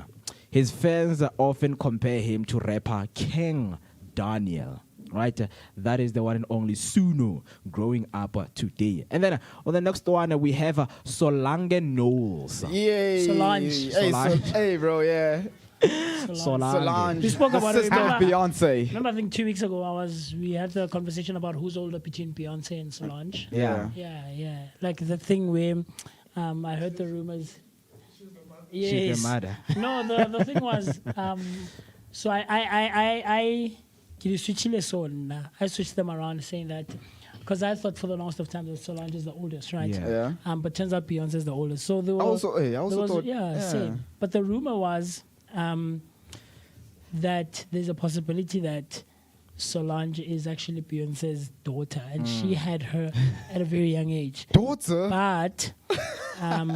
But now, because we know the real age, but we don't know the true story, Chief. When Hollywood is involved, things can be doctored and they can be turned around and so. But those rumors that we grow up on These rumors, as kids, man. These rumors. Yeah, from a long time ago. Yeah. Rumor has So she's turning 39 years old. Interesting so fact she about can't her. be the daughter. She's a Grammy Award-winning singer, a songwriter and performance artist in her own right, singer, model, and younger sister of Beyonce. Her 2016 album, A Seat at the Table, became her first number one album in the United States. Very, very interesting. Yeah. And on another special birthdays that we're celebrating for today, we are celebrating Mr. Joel Mungwenyana, known as Daddy, Chief Rasta and ODB. He's a pastor, welder, and also fixes phones, right? He is turning 43 years old. There's a picture right there. Mr. Afriberry's uncle right there. And of course, Steve. Wait, what? Sorry, this is funny. Okay. So he fixes phones. Yeah, it's my phone. He fixes phones. He can also This fix your- is funny, actually. No, the thing This is, is funny, she went a actually. long time Without a phone, yeah, I remember. yeah. Where was Uncle I Kanti? don't do it on credit. I literally pay for it. Oh, shit. Angel, but happy birthday to him. Happy Happy birthday, birthday. yeah. I man. would Happy do it for birthday free to for him. my niece. Yeah, I mean, No, there's some other things. Because it's important to be contacted. Hey, bro. to be accessible, man. Hey, Uncle. Like a supporting cell. And Steve, man, you need to fix your mic. There's Uncle right here, man. Right? And then the next one we have, of course, this is your mom, right? My mom. Yeah, Tlama Mungwenyana is known as Tlama Mungwenyana, as known as Mimi, is a bouncer, former dancer and a background actor, and currently does recycling, and she is turning 46 years old. Oh, shout out to today. her. Shout out to her. Mom, Shout out man. to- Shout out to yeah, Mama. man. Let her know that may she keep on growing up. Why am I saying these things, man? Hey, What Mo, are you getting? MMS has you now. Hey, Mo, Yeah, man. turn me up a And bit. going to Protea Glen, man. We need a bouncer, man. Hey, Yeah, you man. almost Yo, boy, Mo. Mo. Moose, Yeah. Moose. It is also my other two aunts' birthday, Niniko and Makrai. They were all born on the same month, same day, but different years. Yes. Happy birthday, family. Wow, Happy that's a birthday, blessing, family. man. Wow, yo, Yeah, yo, man. so many A lot of cakes are going to Geminis be in the bought. house. Hey, A lot bruh. of Geminis, man. So many cakes are going to be bought in the house, man. Hojewa kuku. Right. Happy birthday to everyone who is growing Mo. up right there, man. Shout out. Wait, bro, can I just tell Moose? My brother. Yeah, man. Happy birthday. Happy, absolutely. Bro, Moose, as you were not here, bro, I wouldn't be sitting next to you. Mo wouldn't be sitting here at this table. You'd be here alone, my friend. You'd be here alone, my friend. Hey, bro, we almost died, bro. Hey, man, we almost. Anyway, hey, bro. We'll talk about it. Yeah, we'll talk about it some Man, other yeah, time. and Itumelanti didn't let us know about his birthday yesterday, and we were. How Itumelang was growing man, up. Yeah, he was growing up belated. yesterday. This Yeah. Stumza 66, triple Ow. six. We'll never know that Ow. 6. What does it mean? But yeah, Triple man. Yeah, Stumza Kill it, triple 66. Yeah, turning 29. Interesting fact about him, man. Stumza is still a rapper, you know. Still Hi, has Yako some guy. songs. A and rapper. A rapper. When was he a Wait a rapper? minute, though? Mandala- Bro, When was he a Stumza is rapper? a rapper. When he man. comes here on Thursday, we need that tech, not tech, what? On Friday. Automotive. On Friday. Automotive. Yeah. He needs to give us like 4 lines. Yeah. Yeah. But I have a couple of birthdays more Okay. that took place Hey, over the June weekend. has a lot of Hey, people. June. told Hey, you, bro, man. 1 June. Remember 2 weeks ago when I Hey, said you June did is say you the remember? parents were busy on man, a lot of September. people- yeah. Yeah. A lot of people are They were busy, bro. are having Out here. birthdays. Ciao. The first one is a lady I went to church with, or I go to church with, but Yeah. different parishes. She's Okay. from Protea, actually, as you guys were in Protea on Friday. Tembisile Waka Villa guys was celebrating her birthday. Nice. I Nice. think on Friday or Saturday, somewhere, but it was over the weekend. And then another one, which took place on Friday, was Patience Mazibugo, a lady that I grew up with. She lives like front opposite, opposite. diagonal Oh, front right, opposite. right. Yeah, diagonal. Yeah, she was also celebrating her birthday on the 21st of June, I think, and. Sweetness Mdunge is a lady that I went to high school with as well. She was also celebrating her birthday. So to all of you guys, Patience, Sweetness, Happy birthday, Tembisile, guys. hope you guys had Happy an birthday, amazing, man. Yeah. amazing day. And we wish you all the great stuff, Yeah, man, for sure. throughout the year. Yeah, Sure, for sure. Shout out, man, as the Vooka Breakfast Show and the Vooka team, to everyone who's growing up. A happy Yeah. birthday to you guys. Enjoy your day, and may God continue to bless you with Absolutely, more Mo. years. Yeah. Right, that's all for our birthdays, and we know that we always have word of the day just to improve our day-to-day Yes, spoken sir. language. Right, Yes, Musi, sir. come And on, the man, hit us reason up. that we celebrate, sharing words with you on a day-to-day basis is because, of course, the English language is so varied and it has complex grammatical or non-phonetically spelled words. All these words that we bring to you are aimed at improving yours and our day-to-day spoken languages and, of course, ultimately our vocabularies. And Yeah. today is no exception whatsoever. And the word of the day on the 24th of June, 2025 is clinomania. Cleanomania. I came across this word in 20... Sounds like a disease. Cleanomania. Chlamydia. I'm suffering from cleanomania. So being a clinomania, Chlamydia, Mo. I remember I came across this word back in 2018. Yeah. And the word is a noun. And what this word means, or rather, let's start here. How this word is spelled is as follows. Okay. CLINOMANIA. That's CLINOMANIA.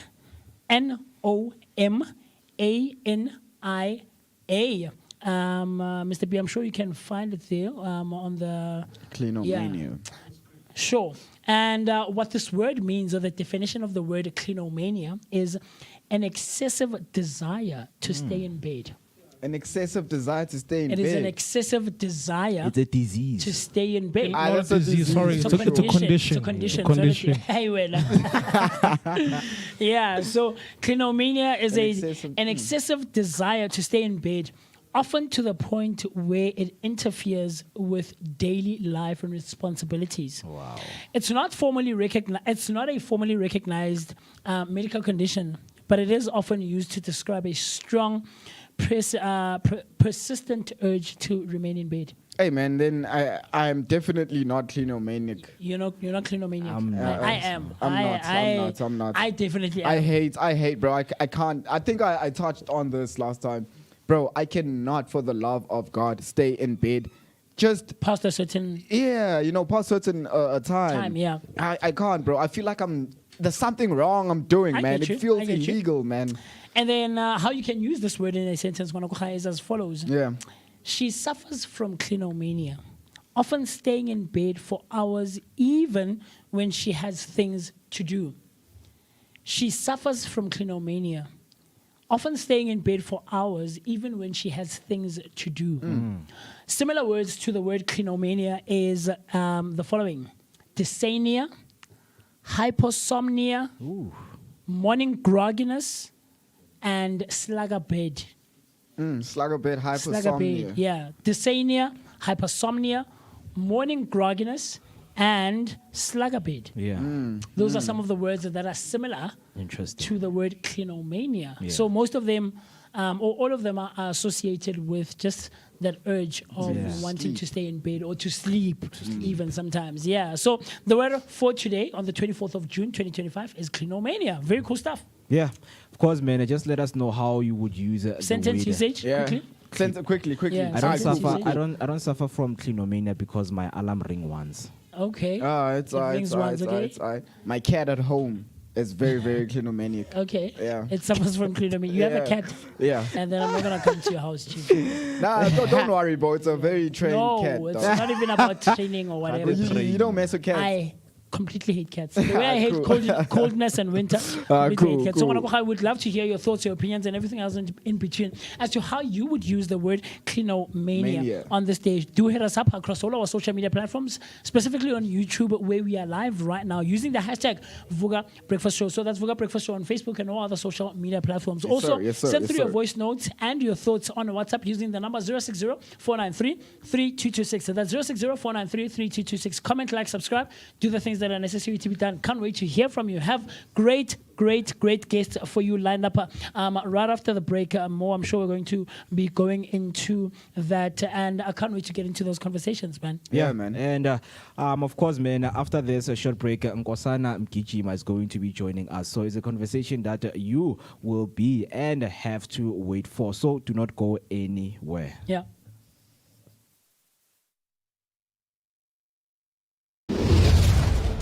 Hey family. Hi, my name is Tisiga Mazibugo Shabalala. My name is Moketi Maimane. My name is Musi Mist. My name is Ketsuake Tumguni On the Vooka Breakfast Show. Every weekdays from 7 a.m. to 10 a.m. This is where we are going to have our topical discussion featuring various experts from different fields. We're going to take care of you and it's going to be amazing, man. Right now I'm on the set of the Vooka Breakfast Show, brought to you by the Blink-On Network. Do not forget to subscribe. That's Vooka Breakfast Show on Facebook and all other social media platforms. Vooka.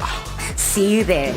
8:30, there's a time when you're still watching the Vooka Breakfast Show, your energetic starter to the day, and also accompanied by that daily dose of positivity. And as I promised, that Mr. Nkosana Mgijima will be right here on the Vooka Breakfast Show. From book drives to boardrooms, Nkosana's blueprint for educational impact. This edition is about more than just success. It's about sustained purpose over decades, driven by hard strategy and impact. A very good morning, my good sir. How are you doing this morning? Great, thanks, and you, my brother. We are good, man. We are thrilled to also have you right here on the Vooka Breakfast Show. Can't wait to get, strictly into what you do. And when someone is watching right now, surely they're going to be learning a lot from you. But to someone who's watching and listening, with a brief introduction, please let them know who you are and what you do. All right. I'm Nkosana Mgijima, like you've introduced me now. Yeah. I come from two parents. Let me just say, one a teacher, one is a electrician. So I grew up at Protea North. Through that, and as time goes, I went through a whole lot of, I don't know how to put it, but a whole lot of, how do you put it? A whole lot of what? Struggles. Struggles, Yeah. yes, humble, yes. That's how. Guys, I'm still trying to get the whole groove of this. Yeah, but yeah. So I'm here today, obviously, as a social entrepreneur, as also a consultant, and also a father. No? And yeah, through my journey and my career as a whole, development has always been the one thing that I've always been intrigued about. Yeah. All right. Yeah.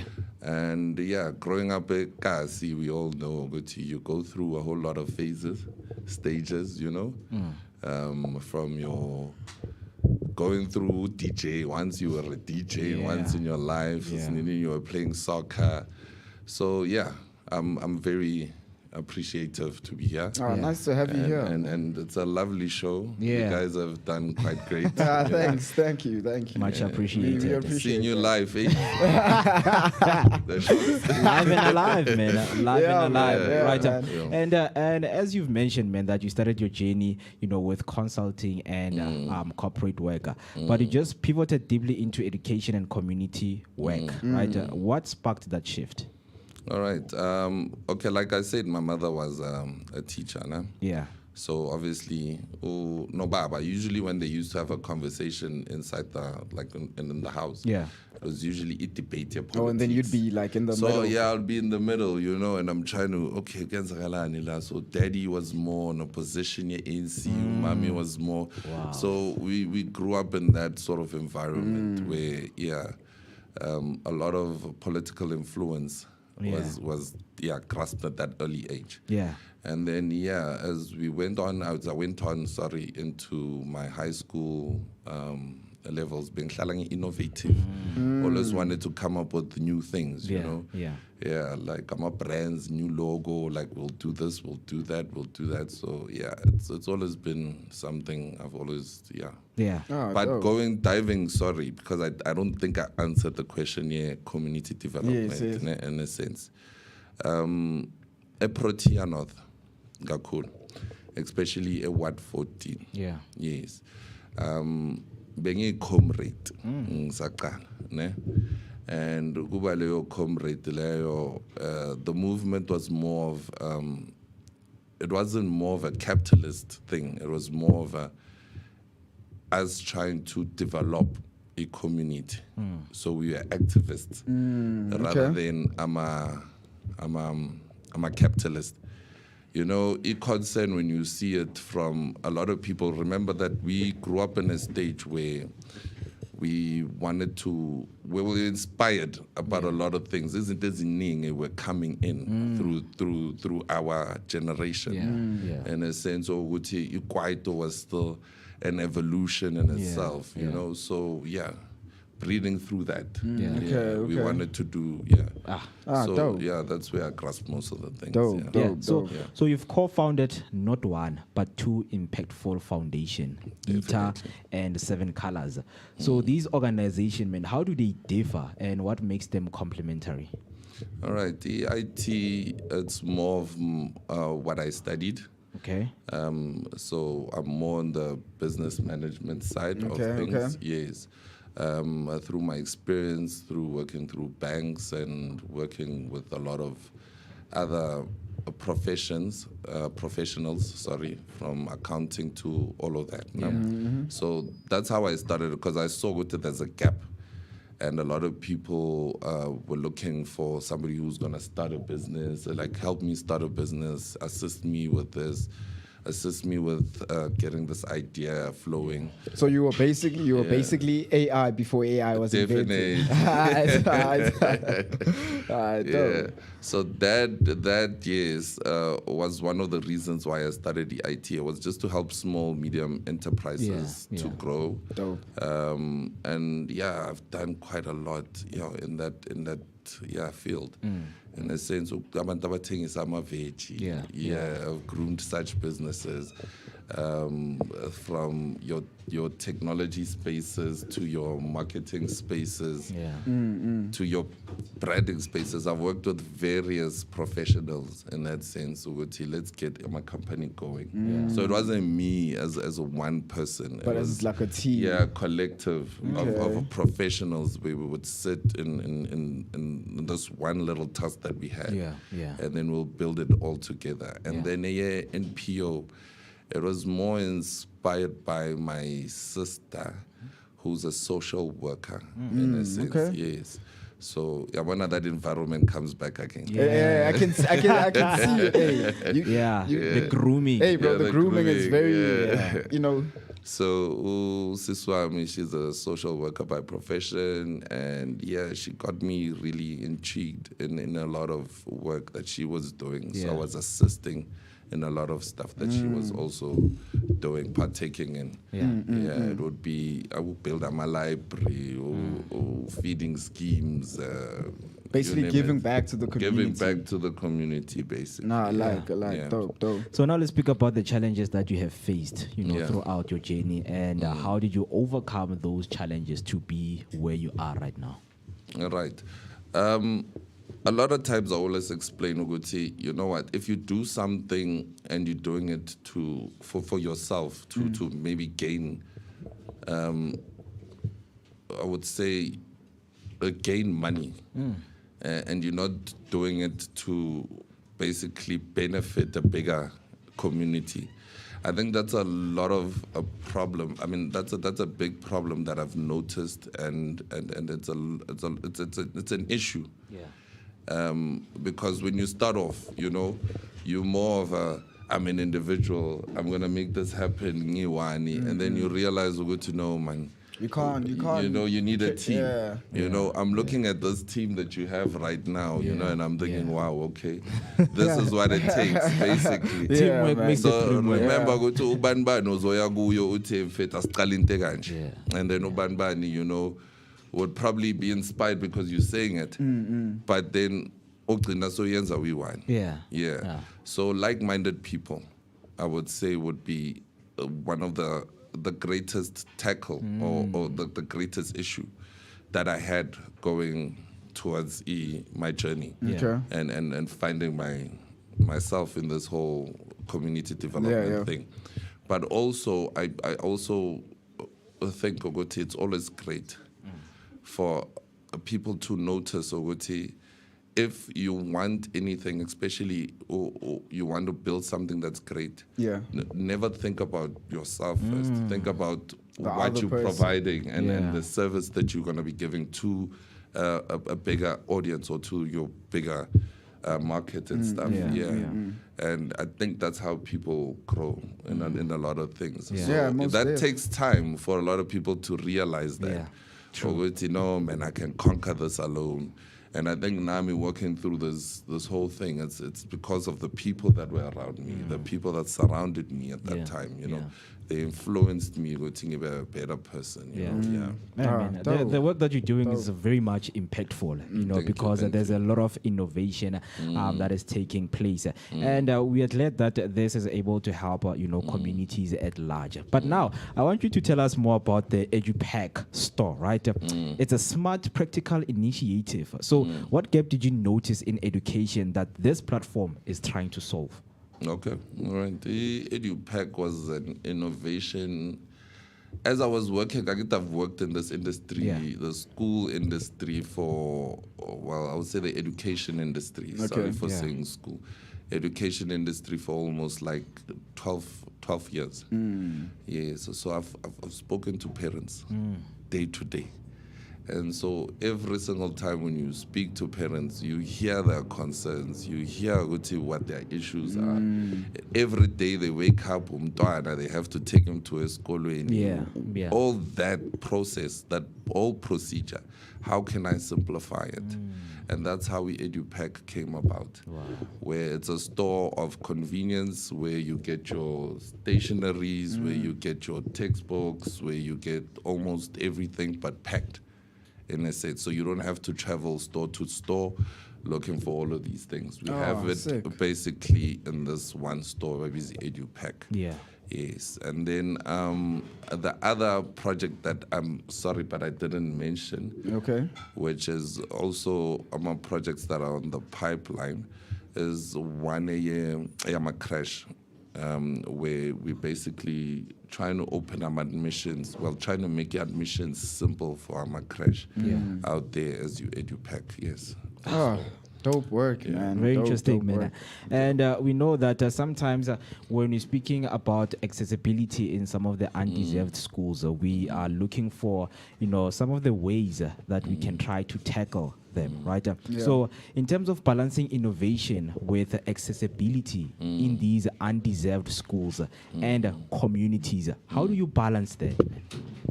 I would say to that, that's a very good question, Yeah. by the way. Yeah, just It got me all thinking. take it in and then bring it out slowly. The one thing I always say is good as a social entrepreneur. Yeah. We try to create systems in place where there are no system to make things easier and accessible in a sense. So a lot of people, I would say I in this case and a lot of individuals that I've been in the circle with. Okay. The one thing that we've noticed as social entrepreneurs is we try to get ways to make things easier, to make things more simplified. You look at something, you look at an opportunity, you see a problem. I look at a problem as an opportunity. Yeah. So that's the thing. You have to be always open-minded.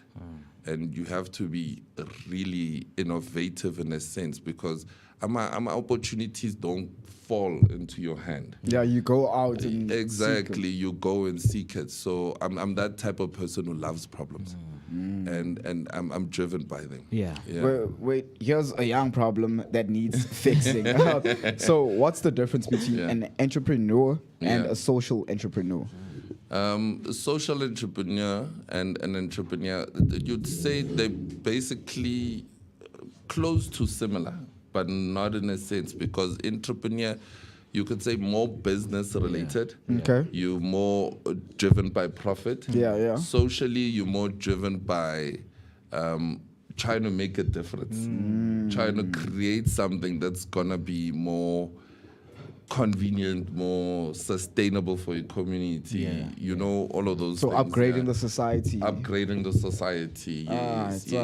Sick. Yeah. Man. So you're not limited to ideas, and it's not always if you come up with a social innovative thing, it's gonna be something that's gonna be beneficial for your pockets. Yeah. Some of the issues that have been caused in our environment is hygiene, right? So what role do hygiene and environment play in the school dropout crisis, and how does your work tackle those root issues?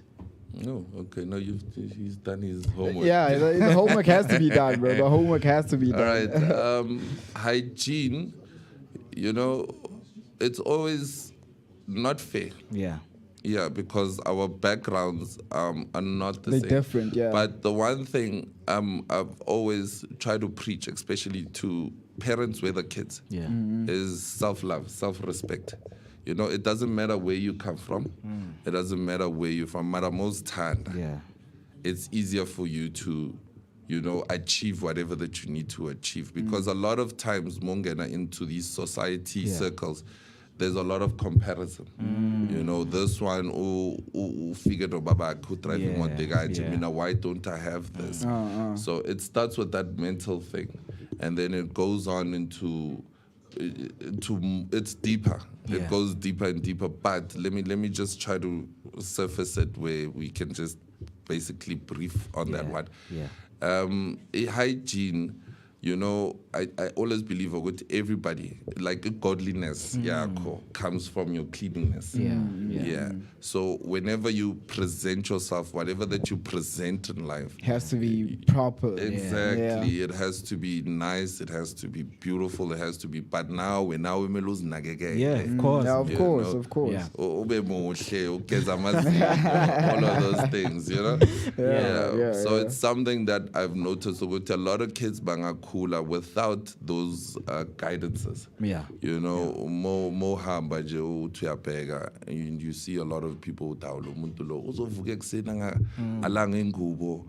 Anga, you know, anga gezanga amazinyo, and then you're out there, you know, it's a habit that needs to stop. You know, it's not something in je because abaningi, you know, growing up esibona nje so vukile ekuseni umama kuyakuchika. So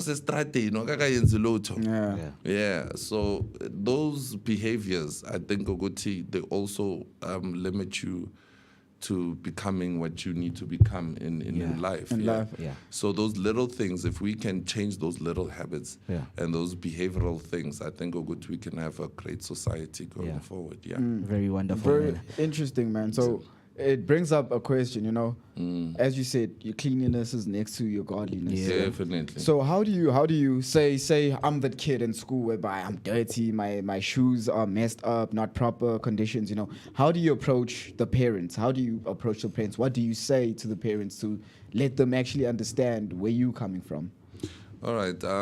It's not something also you land directly, obviously, you know, because of sensitivity and all of those other things. But you always try to somehow remember that we are all parents. It's not only to abazali to do the parenting, you know. At whatever position you're in, you are there to teach, to also learn. So when we are also there, even in the education environment, we are there to also be parents. So how we also, when if it was your own child doing that, how would you approach it? So that's how I usually approach most issues of such manner. So now let's look at the advices and the road ahead, right? So with close to 20 years in this space, and what have been 2 decades, right? I hate 10 years. 2 decades. What have been the hardest lessons, and what keeps you going till this day? The fuel. The petrol. Okay. That keeps me fired up would be that, you know, you don't give up in life. You know, you'll start, you will fail. It's part of life. You will fall. But you need to get up and dust yourself. And through all of that, I think Ogoti and the people that I've actually worked with, in that sense, they've inspired me, you know, to actually be the person that I am, you know. And it's so great actually to see in a sense to tomorrow, let's just say maybe Vooka as Vooka, you know. And then I was part of it. You know, good Vooka, you know. So pun intended. So it makes me feel, you know, a type of way, because yes, it's not always you benefiting in a sense of, but in your heart you benefiting so much more. You know, in your soul. I'm out there. I'm not Superman. But whatever contribution I can do to the society and whatever that I can do to help other people. Remember, the one thing that is of nature is good to we are one. You know, and as being one, I believe it's always so good. If you move forward, I move forward with also, you. So your greatness shines me too. So that's the one thing I've always moved with as a motivation. So Mr. Kwasana, as you conclude, Mena, what's next for you? The foundation, EduPack, any upcoming rollouts or expansions that people should expect? In the whole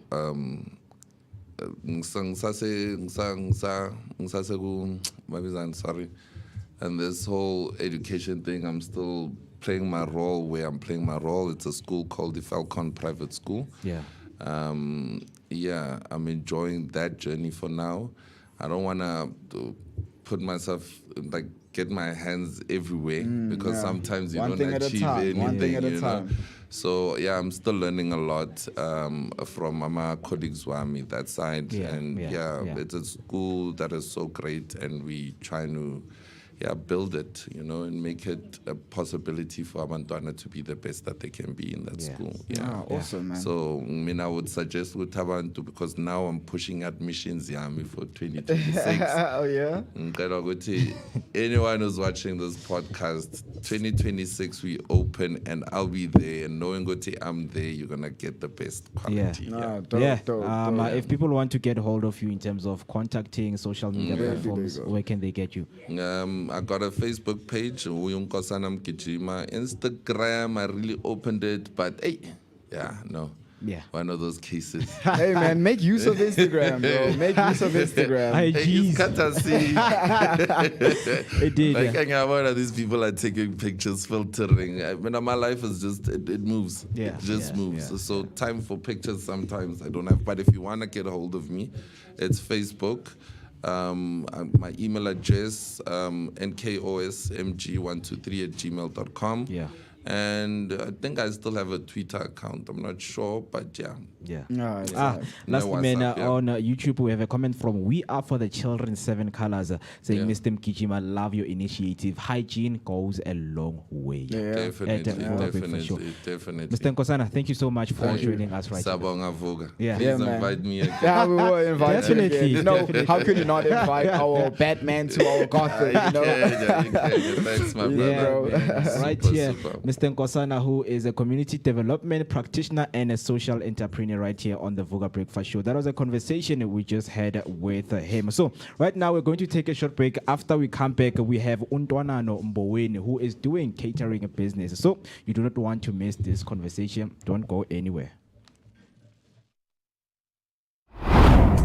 The Youth Business Launchpad by Protea Glen Mall in partnership with Iatile Events and the Vooka Breakfast Show, man. This Youth Month, all cooks, vendors, chefs, and food business owners are invited to showcase their product offerings on the 28th of June at the Market Day in Protea Glen Mall. All we need you to do is to come out in numbers and have the experience of what is going to be taking place right here at Protea Glen. We know that it is Youth Month, and we have a lot of aspiring entrepreneurs on the block that are coming up. It is an opportunity for you guys to come in and also showcase what you have. And also, if you love food, just to explore what other people are doing out there, this is a good opportunity for you. So let us go back and look into what is going to be happening. If you make quarters, African cuisines, non-alcoholic beverages, snacks, packaged food like acha, biltong, plates, desserts, frozen foods, this event is definitely for you. We know that there are people who specialize in making that decorated acha, you know, bringing in the spices, the sauces inside of it, man. Also beverages, man. We have seen a lot of entrepreneurs coming up with newly branded beverages that they have made for themselves. So we are calling them to come on this day. So there will be workshops on how to take your business to the next level, mentor and meaty pairing, and online courses from the Vooka Academy, and much more. We know that when it comes to being informative and getting the information that you need for your business is what you need. I mean, we know that starting a business is not an easy thing that you can do as an individual or as a team. So this is an opportunity for you to come there and learn, because Vooka Academy has so much in store for you, man. Right? So propel your food business forward by learning from industry experts. On the day, there are going to be people who have been in the game or in the industry for such a long time, who can't wait to share their journey, their experience, and their advices on how you can run a successful business and become as big and successful as they are. So definitely come there in numbers. So as you can see right there, the media launch taking place on June 16, Monday at Protea Glen Mall. Register today on the website you see on your screen and fill out the form and join us on the day. Come on the day on the 28th. So on the 16th is when they are launching the media. The media launching is going to be taking place on the 16th. And then on the 28th, that is when we're going to be having foodies. Aboma Fobela. If you love food, different kinds of food, quarters that will be sold at the event, do make sure that you get yourself there on the 28th of June this month. So you've got the whole month to prepare yourself, and don't eat things that will fill your stomach on that day. Maybe you can start fasting because that day will be filled with awesome, great ingredients that you have never seen in your life. You are of what people do with their food. And also you don't have to miss out because every day we are streaming from 7 a.m. up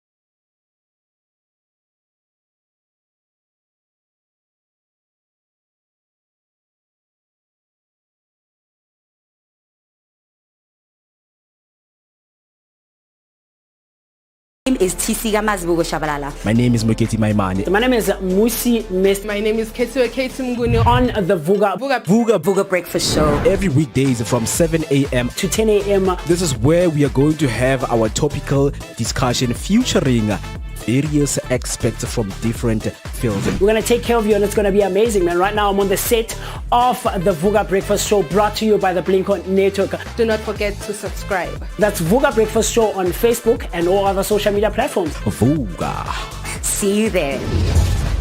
This is Ted, the Wild Irish Comedian. You're watching Vooka Breakfast Show. Tune in every morning, Monday to Friday.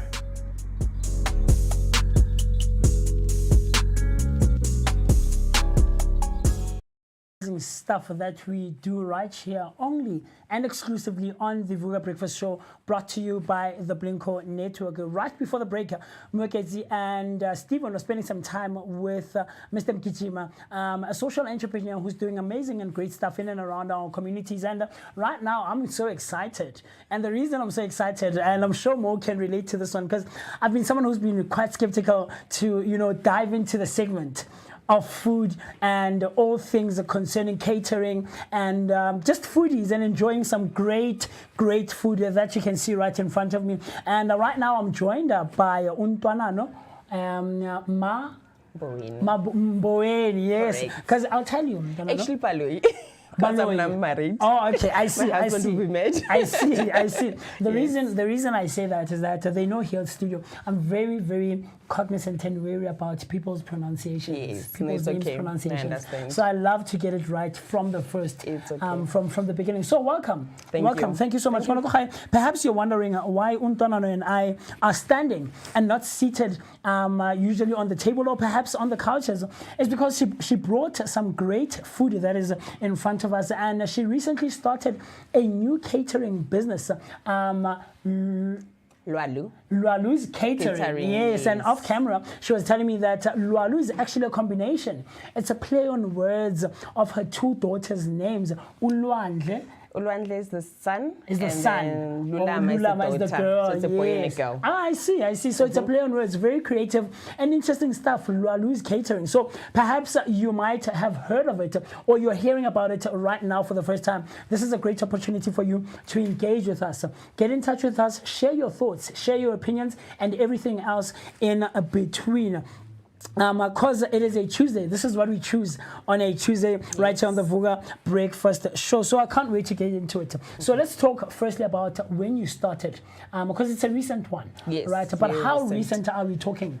Recent is in like on the 1st of May. That's when I started my first event, my first gig for catering in Randburg. Yes. And then after that, I got another one in Dobsonville Subs. And then after that, I got another one in Midrand for a baby shower. That's on the other weekend. Yes. Yeah, on the other weekend.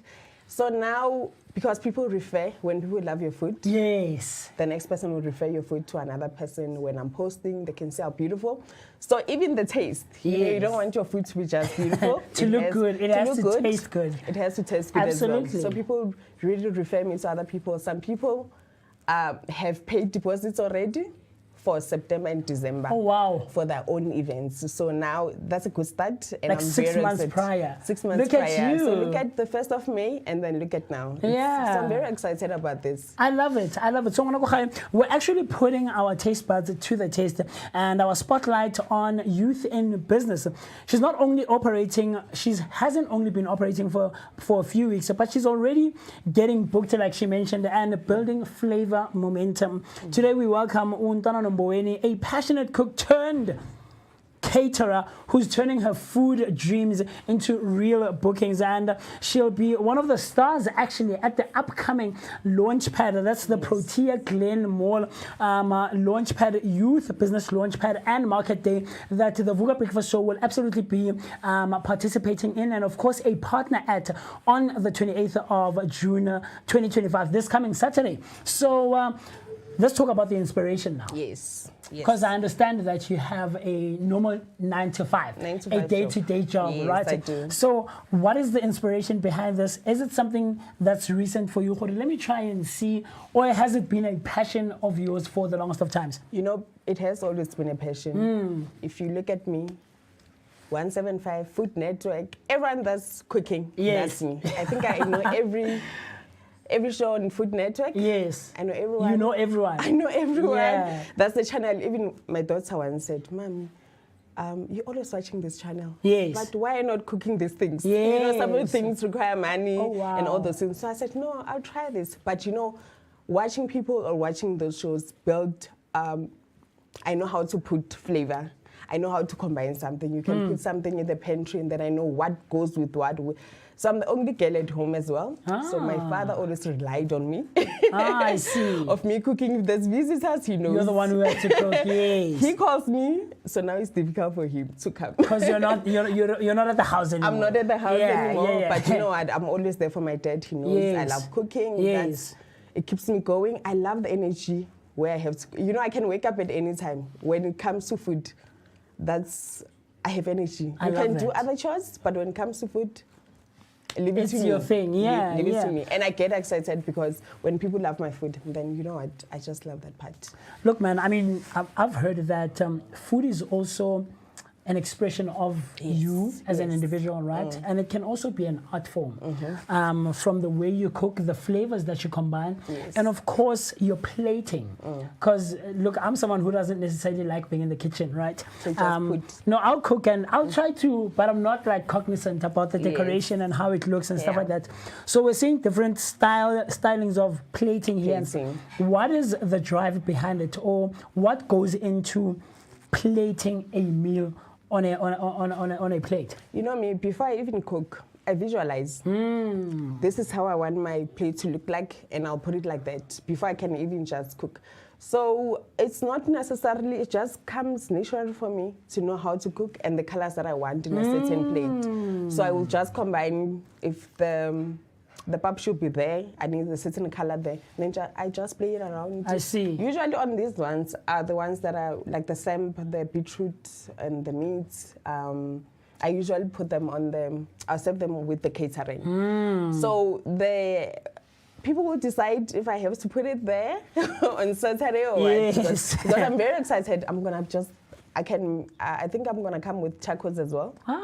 So that's on the play as well because I love playing with tacos. It can come in colors, not just the brown. Yes, or the tortilla. Yes, I see you. So with the tortilla, it's going to be in a different color.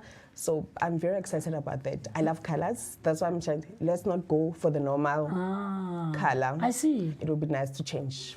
So now when you're coming up, because you say you visualize first, right? Yes. It's not only just about going into the kitchen and cooking whatever comes to mind. There's a story behind it. So when I, as Musi, taste Ntwanano's food, what is the thing that you're looking for me to get? Is it a memory? Is it just purely for taste's sake? Or is it also a thing where you are aiming it for the food to build a story and have a journey with the food, you know? Because the thing is, with different smells and different tastes, they bring about different memories and things that we've gone through as individuals. So what is the thing behind the actual consumption of the food? You know, I want to leave a memory in whatever I put. Yeah. You know, I'll make an example. On the baby shower at Midrand. Yes. One of the ladies there, the person who hooked me up with the baby shower person, and then she said, "Yo, V," she sent my voice note. You know, they wanted to take more of the chakalaka because that's how nice it was. Good it was. And I'm like, guys, I told you can just take away it from it, and then I was okay with it. But you know, some people don't want to take too much because it's a baby shower. There's people and stuff. But you know, at leaving memories, and then that person will say, you know what, the chakalaka was nice. I can just, and if it's nice, people will always come back for it. So that's the aim. And I love engaging people. I love cooking for people. I love inviting people. I'm very excited, and I love the feedback. You know, you don't just cook. I love the feedback. The feedback. I was about to ask that. I mean, it's only been a little over a month now. Yes. And you already have bookings 6 months away from now. I mean, 3 and 6 months. In September, there's already bookings. In December, there's already bookings. And they've put down deposits already, right? So, what's the feedback been like with all of the events that you've catered at so far? I mean, now you've just mentioned the chakalaka at the baby shower, but what are other general feedbacks that you've been getting? The general feedbacks that, you know, with how I present food, like it's always clean, it's neat. So people look at that first before they can even eat. It's well presented. It's well presented. Nice. Usually, when it's cold, now it's cold because I don't have my chefing dishes where the burners can warm up. So on Saturdays, the food will be warm. It's gonna be warm. It's not gonna be cold. So basically, that, you know, I love it. My food is clean. I take joy. I put everything you can in my see food. and you can feel it from you, honestly. Yeah. You know what? My 9 to 5, I'm always on time when I go to work. But when it comes your to passion this, is here. When it comes to I this, love it. I wake up. I love it. I don't even force myself, guys. I'm excited. I want to see the end product in my chefing dishes. When I look at them, when everything is all done, then I say, okay, I'm happy. If I'm not happy, then I restart something. So, I mean, Market Day is coming up this Saturday, right? Yes. And there's going to be a lot of food vendors there, food businesses. And, I mean, chances are you're probably going to be the most recent one that's come up. Yes. All right. What can people expect from your store? Is there a signature dish that we can look forward to? Is there a certain taste that we can look forward to? What's going to make Untwanano and Lwanu's catering to stand out from the rest? All other food businesses? You know, I think my chicken wings will definitely stand out from the rest. Yes. I think my chicken feet. If you can just see my chicken feet there. It's not the normal chicken feet. I don't even see chicken feet. I'm thinking That's it's the plan. other way. Where's one? Okay. That's the plan. So my chicken feet there is different. It's saucy. It's gonna be hot, but you know it's gonna depend because we're gonna have this. If you want hot sauce as well, yeah, you're gonna add yourself. But you know it's not the old normal chicken feet that you're gonna have. Because you know black people love chicken feet, so I was like, let me just twist it up. And then if people love it, then we're gonna see. If you're maybe gonna put the rice as well, but that will depend. But people love pap and chicken feet. Yes, so yes, that's definitely. The plan. Then I know my beetroot here is the way to go. Yes. Yeah. So I think the chicken feet, the chicken wings, and then the wedges as well. But the chicken feet and the chicken wings will be your speciality on the day. I love that as well. I love that. So people will be. I hope people will be coming to taste and also to buy, and it's gonna be exciting. I'm very excited about Friday. I love it. You should be. Saturday, You should be. It looks great. Thank and you. I'm sure it tastes even better. And we're going to be diving into the taste very quickly so that I can vouch and tell you that it tastes as good as it looks. But before we get to that, look, Ntonano, there is a young lady, a young man out there who's watching and listening to us right now, and is a food lover as well. And you know, being in the kitchen and food is not only a hobby for them as well, much like it's not for you, right? It's more than just a hobby. What is the one thing or the advice that you can offer them?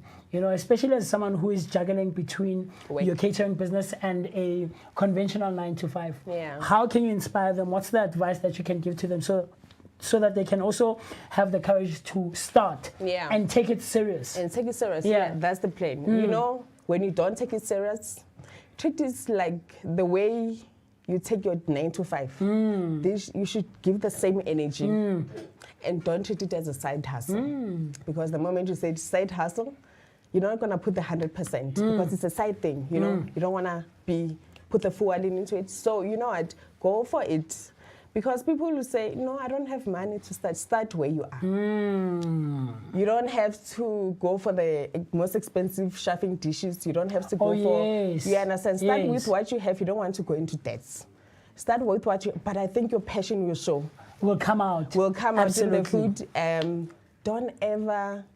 You know, life is too short, not to be doing what you love. That's for me. I'm like, if I die today, would I be proud? Will you be happy with what you've done in your life? With what I've done with my life. Because this, you know, gives me so much joy. And, you know, it gives me so much joy even when it comes to my 9-to-5. I'm so excited about it. It's so crazy because I'm excited about 9-to-5 as well. Because when I wake up, I mean, like, I have something that I have to do. I'm looking forward to the weekend to be doing this and stuff. The planning of the whole thing with the catering, so with the shop as well. Yeah, I'm very excited about the shop. We're going to be opening in Protea North, next to Protea Court. So we're going to be going there. And then next, we're supposed to start in this month, but because of other things, we couldn't. So in July, probably the first week of July, we're going to be doing the... It's going to be the same setup as like a catering style. So people, you know, when you go, you don't see your Tupperware there. You see real stuff. When you come, then you realize, no, man, I belong here. Let me just pay for that amount. Not like the catering one, obviously, but it's going to be the same. We appreciate you. Come, let's indulge in the food. And I plan to change my shifts. I see, like now you mentioned. Now I'm working Monday to Friday. So I plan to do that work 2 nights, 2 days, and then on the 4 days I'm gonna be off. And you're concentrating on. Then I concentrate on this because that's how, you know, it's not gonna be easy as well. As I have a 1 year, 6 months son, so I'm gonna leave him at night with his dad. But you know what? He understands. He knows. He can see it in my eyes that, you know what, I want this. It's passion. So if you want to go for it, just go for it. I love it. I love it. So let's dive into the taste before we dive into anything else, because I don't want to keep you for too long. It's okay. Yes. So let's dive into the taste. So today, let's start from the right. Yes. On the right, I'm seeing beetroot. I'm seeing rice. I'm seeing a piece of chicken, right? Yes. And then on top of the rice is... It's samp. It's not a rice. Oh, it's samp. Yeah, this is just garnishing. So let me ask you about that, because as someone who watches a lot of food channels and food programs, right? This is something that a lot of people do. If it's not... in the samp. not necessarily samp, but with different dishes, whether it's rice or pap or whatever. They'll put things like cilantro and other things, bay leaves and stuff like that. What's the purpose? Can I eat it from the dish like this, or should I put it aside when I see garnishing on top of a meal? You know what? In normal sense, what you're supposed to be doing when you garnish something, then it's supposed to be in the food itself. In the pot? In the pot itself. Okay. So, but in this instance, it's just me making it look nice, look good. But usually it's like, maybe if you put lemon in it, let's say you had a lime or lemon in it, then you garnish with a lemon. Sure. That gives the client or whoever that's gonna eat your food, you know that there's a lemon in it. So you garnish with what's inside. But with me, I usually do that as well, but right now, because the color here looks so nice. It does, the yellow and the green. Yes, I could have just gone with the cilantro as well, like you said. Yes. But as long as it's a green one, then it goes nice, because I want it to look nice as well. So, but with cilantro, this is parsley. Parsley. It's cilantro, a fresh parsley, and bay leaves. Yes. When they are put on top of a meal like this, can I consume them from the plate, or should I put it aside? With me, put it aside. Okay. Unless it's cooked, because it doesn't have a nice taste. Usually they will just put it. But sometimes, you know, you can, like the spring onions, like here, I think you can just, because you can eat it, the spring onion is not so bad. You don't have to cook it. Even when you're cooking it, you're not supposed to cook it like too long. Just put it on the last stage of whatever you're cooking. I see. And that's it, I see, okay. So we're gonna try the samp with beetroot and chicken. Okay, let's dive deep. Please. Let's dive in. Because like I told you, this is my first time. So usually Muketi and Africa are the ones who are tasting. Because you see the other thing I think that comes with, and I'm sure quite a few people would agree, right? Yes. When it comes to food, it's a very tricky business to go into, especially if we don't know you and we've never tasted your food. And you know what? Everyone will say they can cook, you know, and that's true. But you know, if you believe in your food, that people love it, and then why not? Okay. Yeah. Okay. So this is creamy samp, I'm assuming. Creamy samp, yes. Okay. I with just beetroot. put it like that. Yeah. I see. Okay. Let's dive in and see what we're dealing with. So this is the beetroot, as you can see in my hand here, with a piece of chicken and samp, and let's see what we're dealing with. As expected, man. As expected. I'm glad you're alive. As expected. Really? As expected. Mr. Moore, I wish you were here with me, man. I know you'd be loving this one, man. I know you'd be loving this one. Yeah.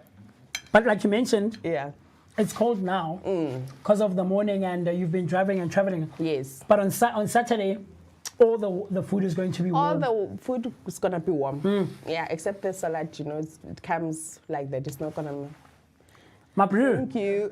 Come on, man.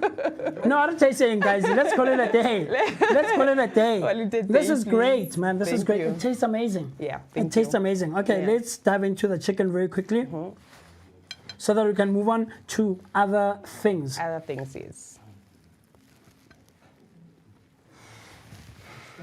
You know that feeling of feeling like you're at home? Yes. Do you get what I'm trying to say? Yes, that homely meal. Yeah, that's what you want to get.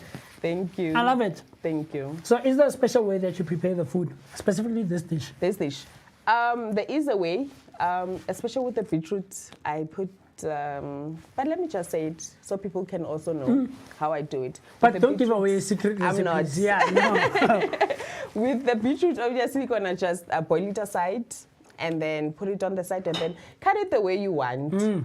This big or smaller. Smaller. When it's smaller, it cooks much quicker. Oh, I see. But I like the big cuts because it looks great yes, on a plate. When you plate it, I see. when you plate it. So with the beetroot, just put all your favorite sauces that you want to put. Okay. But sugar, the brown sugar, not the white one. Not the white one, okay. Yeah, brown sugar, it actually gives this saucy feeling that you see him. So you cook it down with the sugar and a few green pepper and all the stuff. But you know what? The sugar is the thing with whatever you want to put it. I see. Yeah. Chutney, is it a thing as well? Because I've seen people prepare it You with can chutney just as put well. chutney, but I cook it down. You know, with some people, they will just put mix it. They don't cook it down on the stove. So with me, I just cook it down just to combine all the flavors. I see. Yes. Very cool stuff. You heard it right here. So now we have wedges, we have a green salad, we have wings, and a sauce on the side as well. So this looks great. This for me gives snack. It gives a starter. It gives light meal. It does. Nothing too hectic. If I'm on the rush quickly, I'm able to call Untwana Nohore, look, man, I'm going to be passing Protea. Please prepare a quick salad for me. Yes, Yeah, I'll be there in like 5-10 minutes or so. Yes. So this is what's giving it for me. Okay, so it's wedges, it's salad, it's the wings. Is there something I should be looking forward to? The flavor, the sauce maybe that you put in the wings, the sauce on the side? It's a bit, the wings are a bit sweet chili side, you know. I like it like that with me because yeah, it has a lot of flavor. With put the vinaigrette for the salad because I didn't want to put it there because it was gonna be soggy. So you have it there. So on Saturday, people will be just choosing different vinaigrettes that you want. For their salad, for their salad because some people would love the creamy one. Yes. Some people would like the light one, the quick one. So with me, I only have the Greek one. I today. see. Yeah. So you just put it there and then you choose. So I don't want to put that pressure on people. Yes. So that people can have choice. Can have a I see. choice of how they want it. Can I dig in, please? Let me try. Let's see. Yeah, man. Yeah, man. Thank and you. If I'm already getting the feeling of if it was warmer, it would That's even gonna be nicer. better. Yeah. So that's why on Saturday it's gonna be warm. But already, as cold as it is, you can taste You the can flavors. taste it, Yeah. yeah. And I'm tasting the hotness in The it. hotness Yeah, in but it, it's not yeah. too hot. It's not. Yeah. That's why if you want it hotter, then we're gonna have this on the side for you to have. Yeah. And With those the are wings? chicken wings, yes. Okay.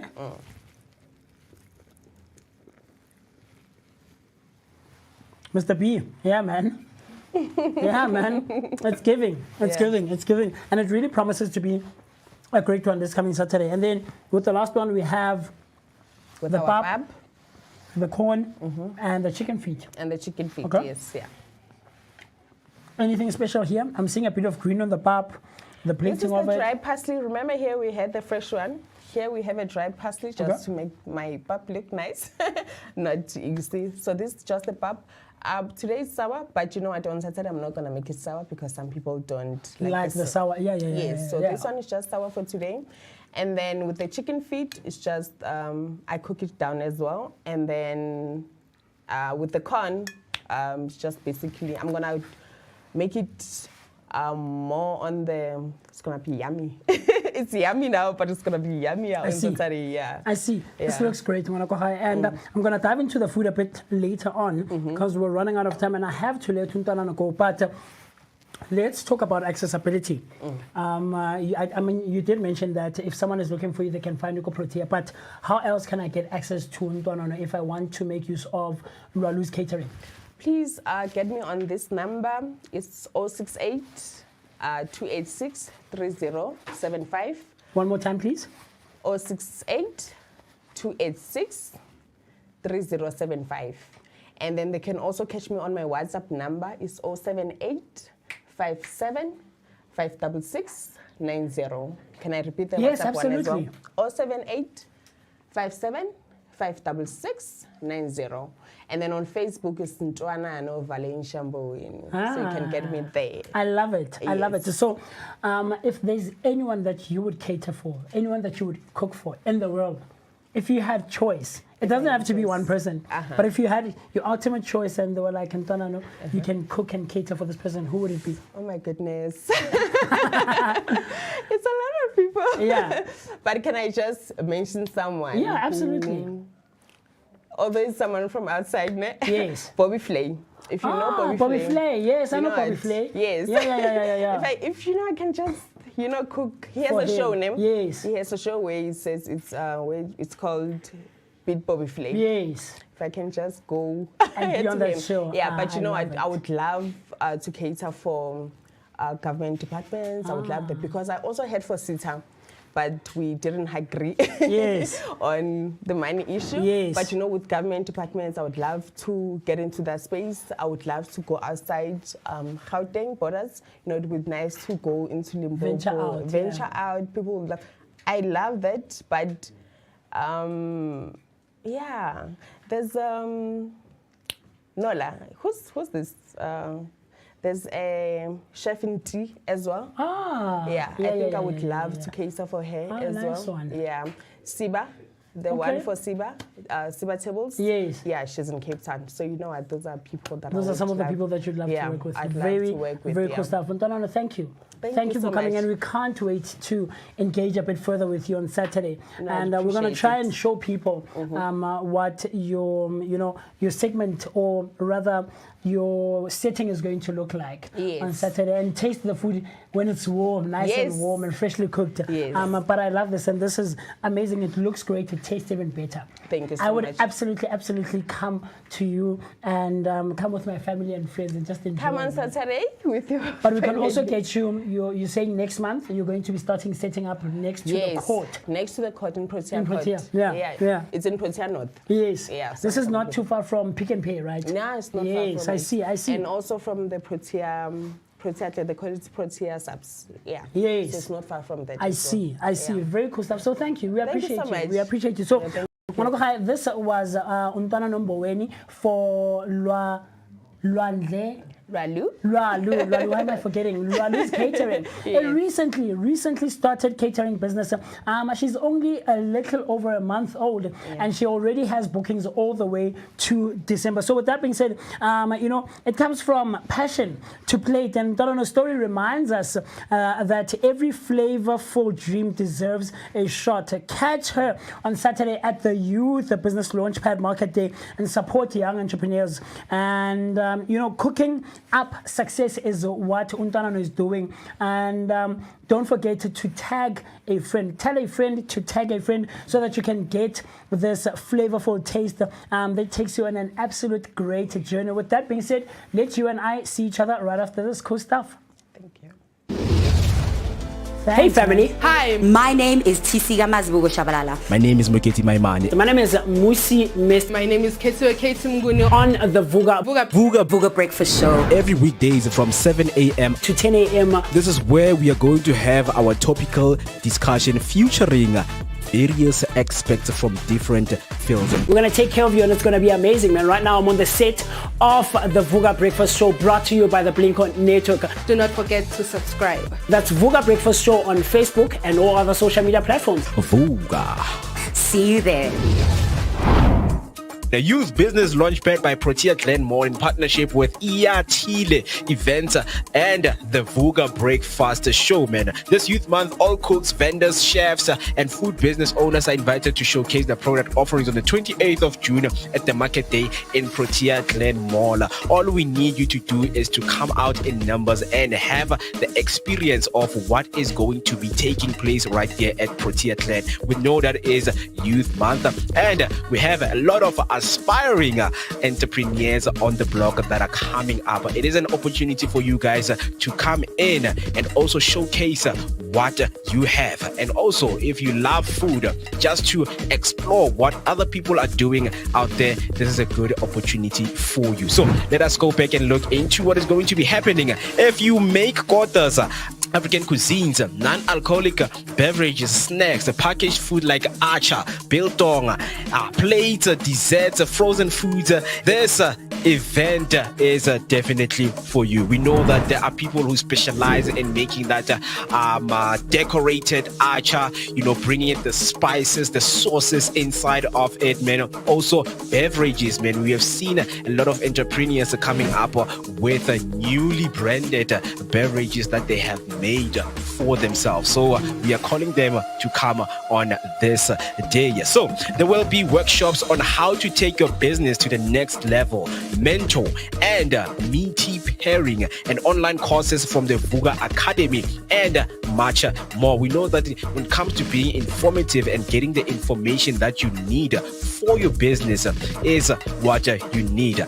I mean, we know that starting a business is not an easy thing that you can do as an individual or as a team. So this is an opportunity for you to come there and learn, because Vooka Academy has so much in store for you, man. Right?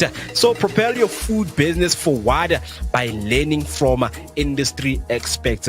On the day, there are going to be people who have been in the game or in the industry for such a long time who can't wait to share their journey, their experience, and their advices on how you can run a successful business and become as big and successful as they are. So definitely come there in numbers. So as you can see right there, the media launch taking place on June 16, Monday at Protea Glen Mall. Register today on the website you see on your screen and fill out the form and join us on the day. Come on the day on the 28th. So on the 16th is when they are launching the media. The media launching is going to be taking place on the 16th. And then on the 28th, that is when we're going to be having foodies, aboma fobela. If you love food, different kinds of food, quarters that will be sold at the event, do make sure that you get yourself there on the 28th of June this month. So you've got the whole month to prepare yourself and don't eat things that will fill your stomach on that day. Maybe you can start fasting because that day will be filled with awesome, great ingredients that you have never seen in your life. You're about to see the creativity of what people do with their food. And also, you don't have to miss out because every day we are streaming from 7 a.m. up until 10 a.m. And during those days, we've got something for you, which some of the people who will be there selling their food will be coming right here in the studio to sit down with us on what to expect, right? So you don't want to miss this beautiful event that is going to be taking place right there at Protea Glen Mall. Are you ready for it? I'm ready. Yeah, my stomach is ready. Do not worry, guys. I'll definitely be bringing in a hungry stomach. Of course, man, where taste meets greatness. Get ready to taste the revolution on the 28th of June at Protea Glen Mall, where Youth Business Launchpad is going to be taking place. So if you know that you love food, a lot of vendors and people who are in the food industry, they will be there displaying their food stalls and their food businesses. So do make sure that you catch yourself there. And the entry is for free. We're still highlighting those businesses right here on the Vooka Breakfast Show. Just let us know what you think, and if you know anyone who is in the food industry, just let us know right there on YouTube by using the hashtag of Vooka Breakfast Show, or also you can call us or send us your text on 060-493-3226. It's 060-493-3226. And then lastly, as we promised that we're going to be bringing you Mr. Masike Lebele right here on studio. He's here with us. So just to give you a snapshot of his foundation, founded by Masike Lebele, born in Soweto in 1982 with a background in travel and tourism. He now leads the Lebele Foundation, uniting sports, youth, and culture for community empowerment.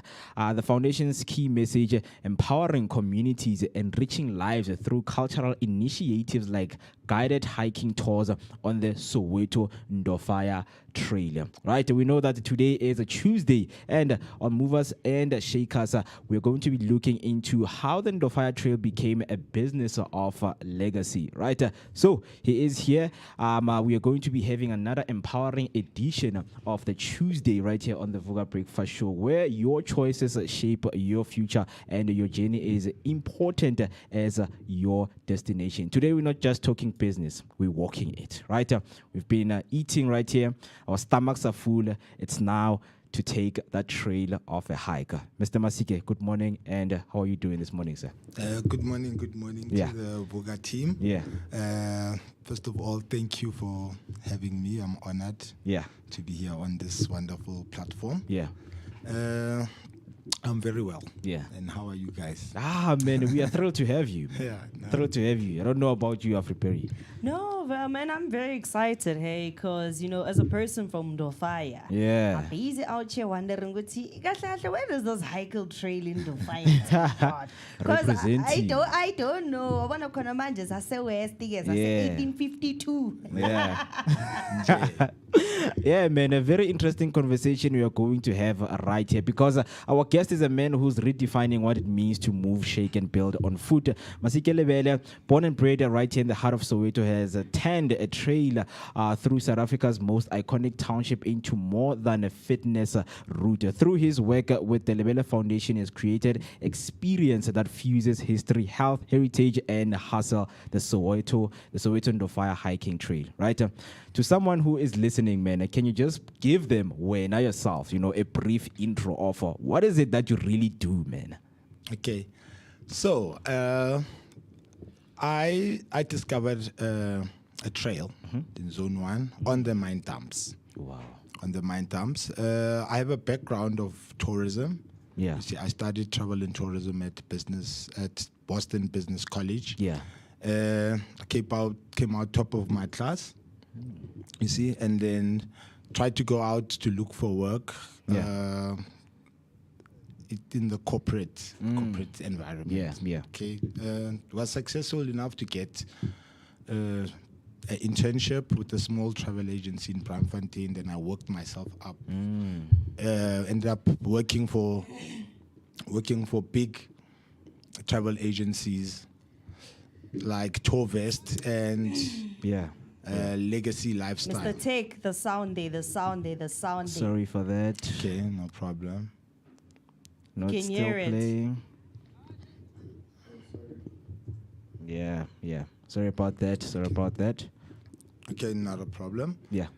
Okay, so working in the travel industry, especially at Legacy Lifestyle, I was a product creator. Yeah, I used to create products for international exclusive travelers and their families. Yeah. So they loved me to add the element of hiking every time I created an itinerary for them. Yeah. You see, so it got me very intrigued. Why do these people love hiking like this? You see, so I started going into it and loving the concept of hiking. Yeah. You see, even though I wasn't much of a hiker, but loving the outdoors and the mountains. You see, as I grew up, Momidolands on the gold dunes, with my friends, and you see, so deciding to shift and change your journey in your profession, I decided to go independent. Yeah, you see, and opened up a small travel business for myself. You see, because I was tired of working for someone. Yeah, you see, and all the knowledge I gained from studying, I wanted to use for myself and create my own thing. Yeah, you see, empower yourself. So the hiking discovery came through a very personal avenue. Okay, you see, I actually was diagnosed with epilepsy. Okay, and I was looking for healing. Yeah. Looking for healing, not healing from medicals but spiritual healing. Wow. I ended up on top of those mine dunes praying. And the caves, I ended up discovering parts that I didn't know of. You see, so when God revealed the healing to me, He took away that epilepsy, and I promised Him, I'm going to tell my story on the mine dunes. Of how I got my healing. You see, the gap in my mouth is a reminder of my epileptic journey. You see, I had a choice to put back a tooth, but it always reminds me where my strength comes from. You see, so 2019, I designed a route. I designed a route where I'm gonna show people how my walk through this, and it comes with very beautiful views and history of gold, history of Soweto. So I infused it into a very beautiful story. You see, so 2019, I took my first group there, and they loved it. They loved it, and I worked up until I'm internationally renowned today. Wow. You see, so it played a very big role in my personal life. And I made it play a big role in my community's life as well. You see, it's a very big platform that's playing a beautiful role within the community. Besides an entrepreneur, I'm a philanthropist as well, and I'm a community builder. You see, so I infuse everything I do for the community. You see, and business. Man, very interesting, man, because your story is not only uplifting, but it is inspiring, man. And when people come to Soweto, they know the history that it offers, but you just offer beyond what Soweto offers in terms of the history, right? So now let's talk about then the hiking trail itself, because you know that you offer the 6.5 kilometer route, right? So what does that 6.5 kilometer route offer beyond the obvious fitness benefits? Okay. Right.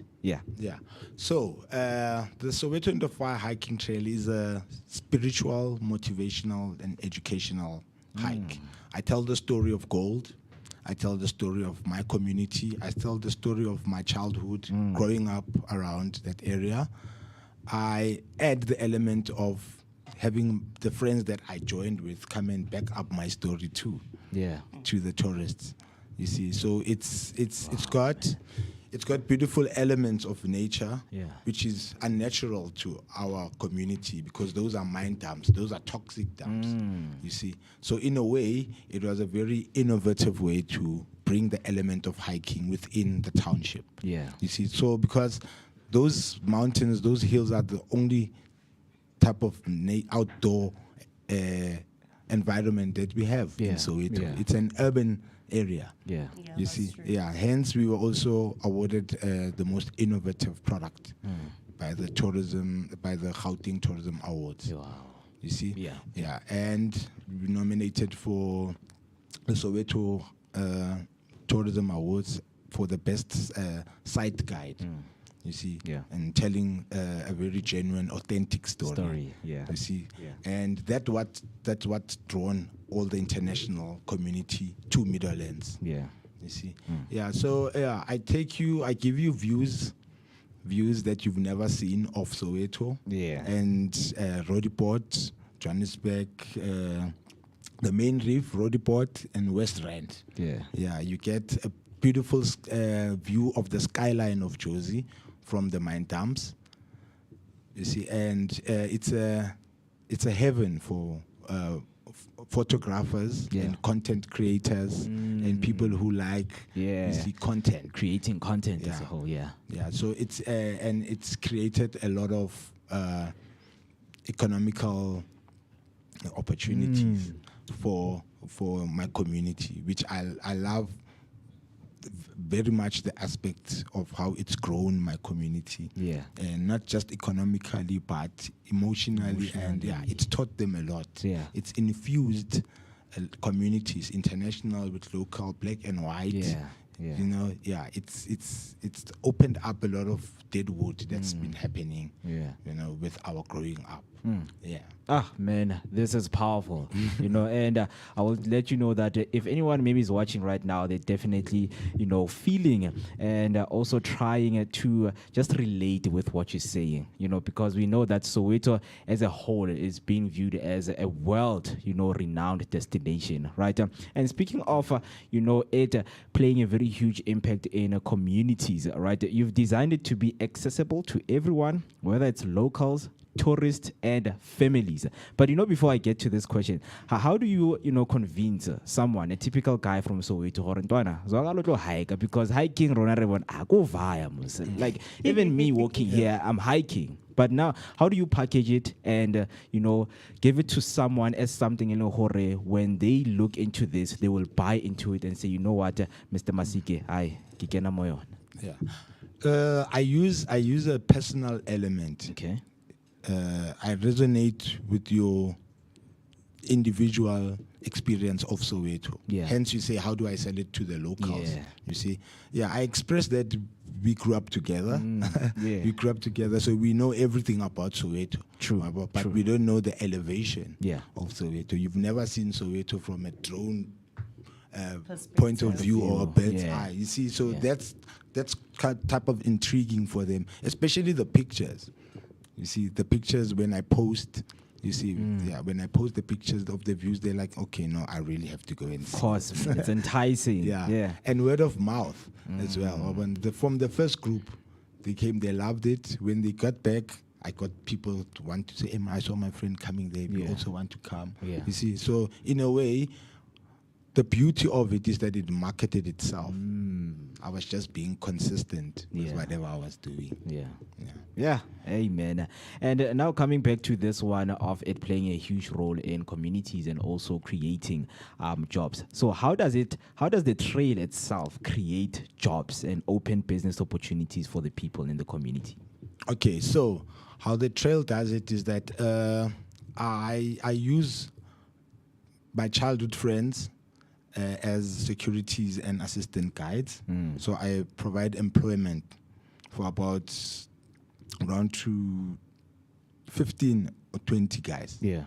You see, in my community. Wow. So I regulate them around, they give each other chances because, you know, obviously there's a monetary value that comes with assisting me. Never shy away from that people need to be compensated. You see? Yeah, and it encourages people. Yeah. You can't just take people and use them and not compensate them. The compensation encourages growth. Yeah. You see. Yeah, and so I employ some of my friends there, and I support all the local food outlets. Yeah. You see, your quarter bars, your restaurants, your taverns. You see, after the trail, we visit different taverns in Meadowlands. For African flame. Yeah, we go there. You see, yeah, we are renowned with African flame. We actually get offered free food when I go. You see, yeah, because they love, that element of sitting down and having white people eat at your outlet and. It's got this thing with black people. Yeah, man, it's a unique if selling Makua point. come to your business, then it means when you've got something good going on. True. So another way, besides pouring into the small businesses, and I take them to the shops, the arts and crafts shops. They support that. There's professionals who come and do professional shoots. You see, they need extras. Yeah. They need people to come and assist them with the shoots. So I take people from my community, especially kids. Yeah. You see, they love kids. Man. You see, there's recently last week I had a group of Brazilian artists who are working on mining research. Yeah. They're doing research on the landscape and the soil and the toxins in the mine dumps. Yeah. So they needed kids, and so I took about 5 to 6 kids. They used them. We went to the parents, signed the indemnity forms properly. So what I loved is that they teach them the photography and the art that they do, and these kids get to learn. To get to know how things work. You see, and not just see the end product to go TV. But they know how it's done, and they are part of it. True. You see, so we took them to, after all their work, we took them to an exhibition in town so that they can see the final product. Yeah. They were amazed. Yeah. They were amazed, and it gave them, some light on that art and culture. Platform. Yeah. Yeah. Hey, man, you can tell that you are, a passionate storyteller because honestly, I will be sold to what you are giving to me right now. Like I'll take my family or my friends, guys, let's go hike. Because I think a lot of human beings right now, they're looking for places where they can just dump off that bad energy they have been, accumulating all of these years, months, or maybe a week, to just say, you know what, let us try and do fire hiking, man, on this one. So you've mentioned before that local guides, car washers, food vendors, and even small craft sellers have found new purpose around this trail. So now we go into the success stories whereby you have to share them with us. Can you share a success story from one of these partners that you have, worked with? Okay, a success story from this hike is that I recently got invited to Botswana to an Africa hiking conference. Come on, man. That's the top thing I can say I got from this hike. I got a chance to meet up with great hikers from all over Africa. Yeah. I was part of the panel. Oh, in Botswana. that's So I was a amazing. VIP. Okay, it gave me an opportunity. As much as I said I'm an international travel consultant, I had never gotten a chance to get out of my country.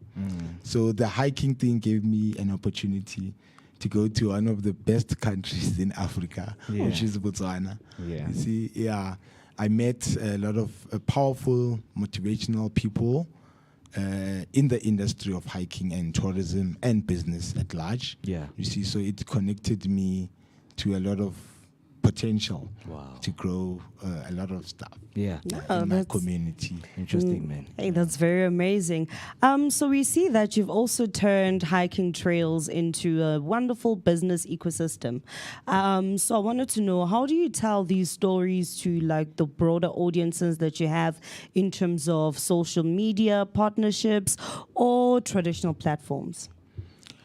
Okay, meaning how do I It's like, how do you engage with your people in terms of letting them know about basically what Soweto Hiking Trail has to offer, and of course the amazing history behind Indofaya? Okay, right. So I use a lot of social media platforms. There is power in this. Ah, man.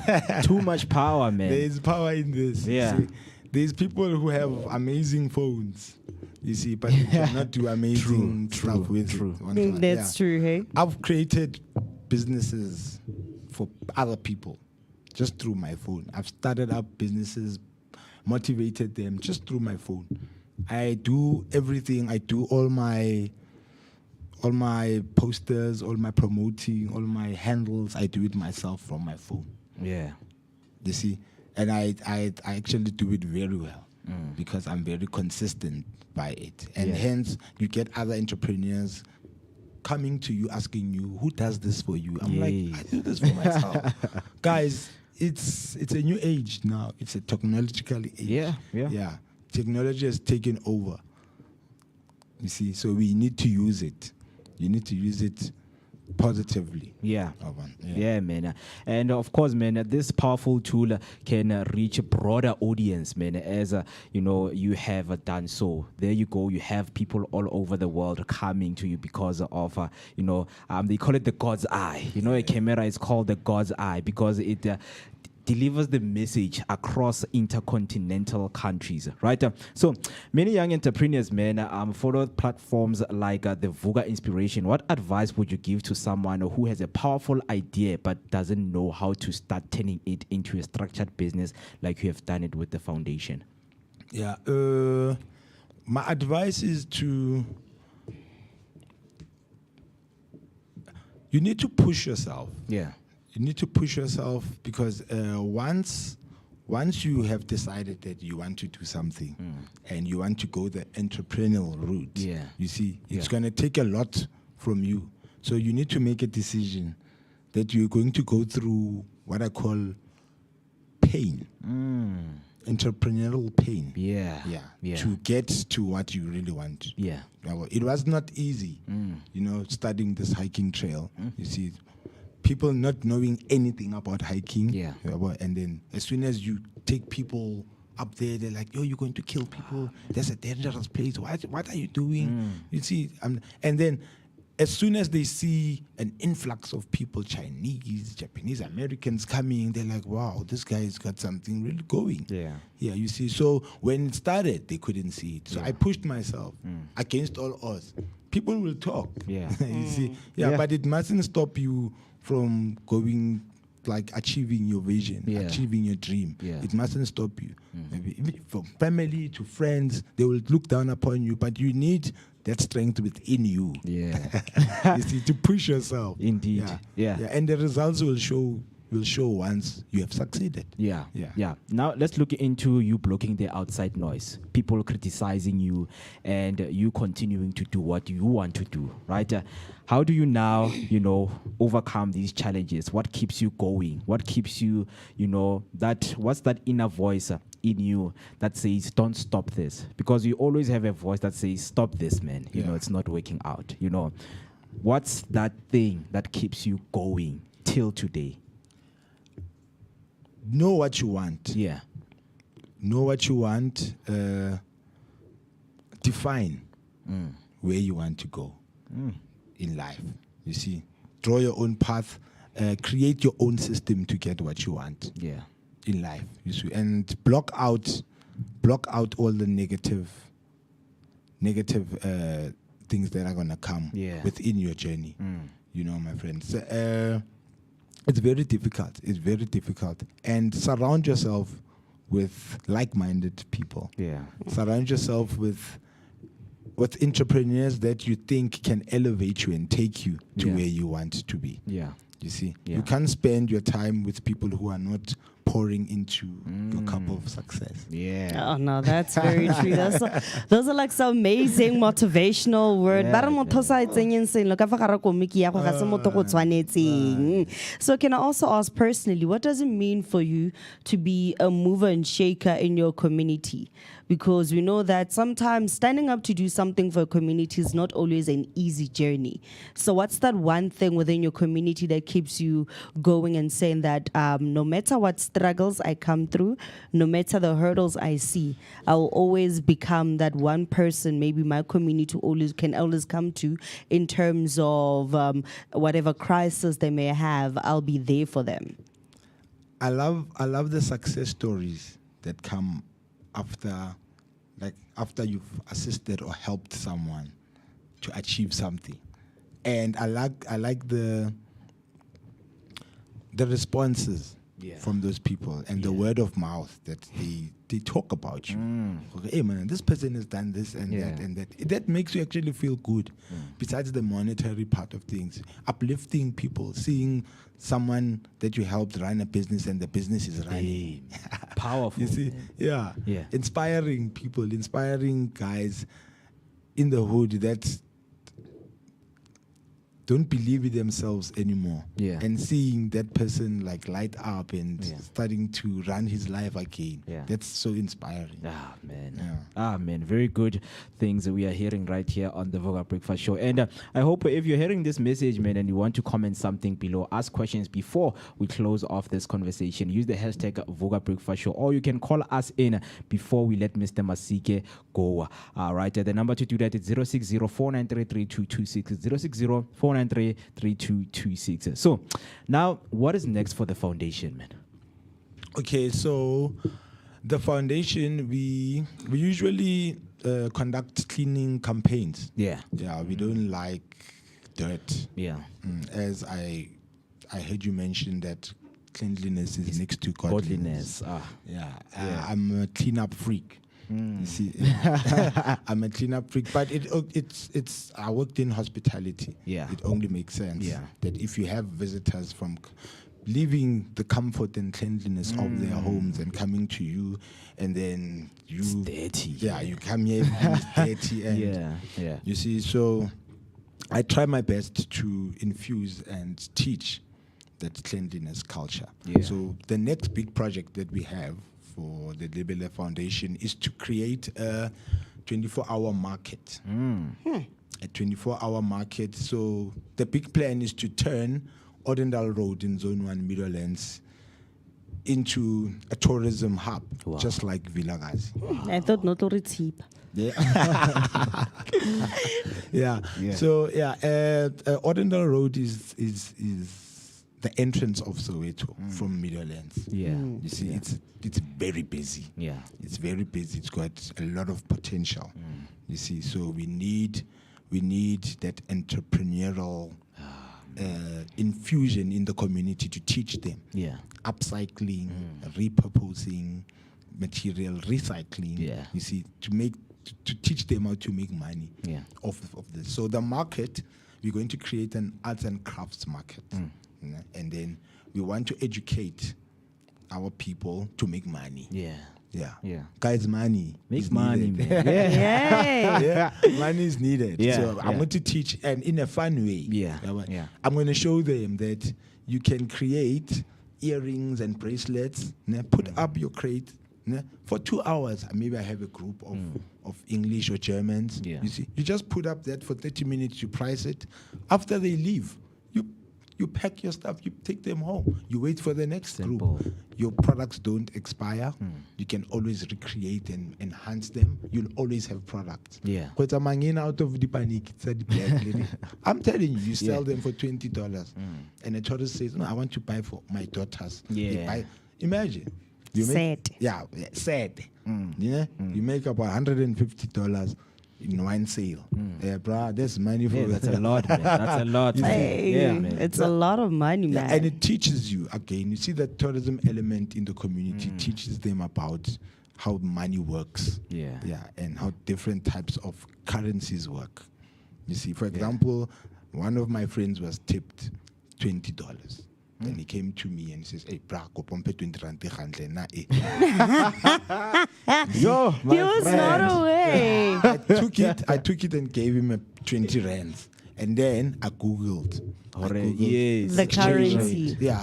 And when he saw it, he's like, Unropile, tlisa tjhelete ka. yeah, so that's the fun part. So now he's the person who always wants dollars. Yeah, because you see, it's got much value, man. It's enlightenment. Ah, man. You see the beautiful market value that it actually has in terms of when you change it from dollars to rands and the amazing increase in it.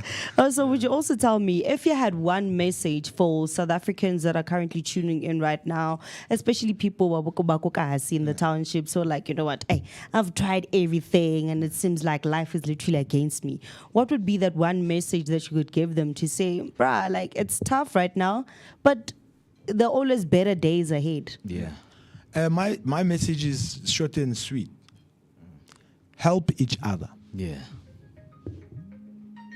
Help each other. Help each other. Yeah. Yeah. Pour into each other's cups. Yeah. We need each other, guys. Yeah. Yeah. You need me to be here on this podcast for this podcast. Honestly. To grow. Yeah. I need you to promote the services that I do. We need each other. No man is an island. No matter what. Yeah. I hope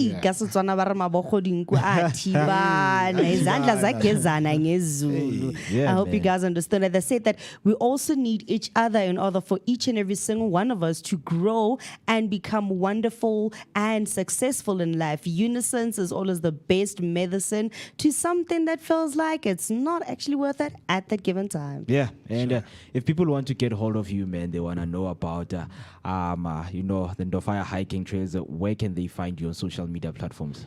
Okay, they can find me on Soweto Ndofaya Hiking Trail on Facebook.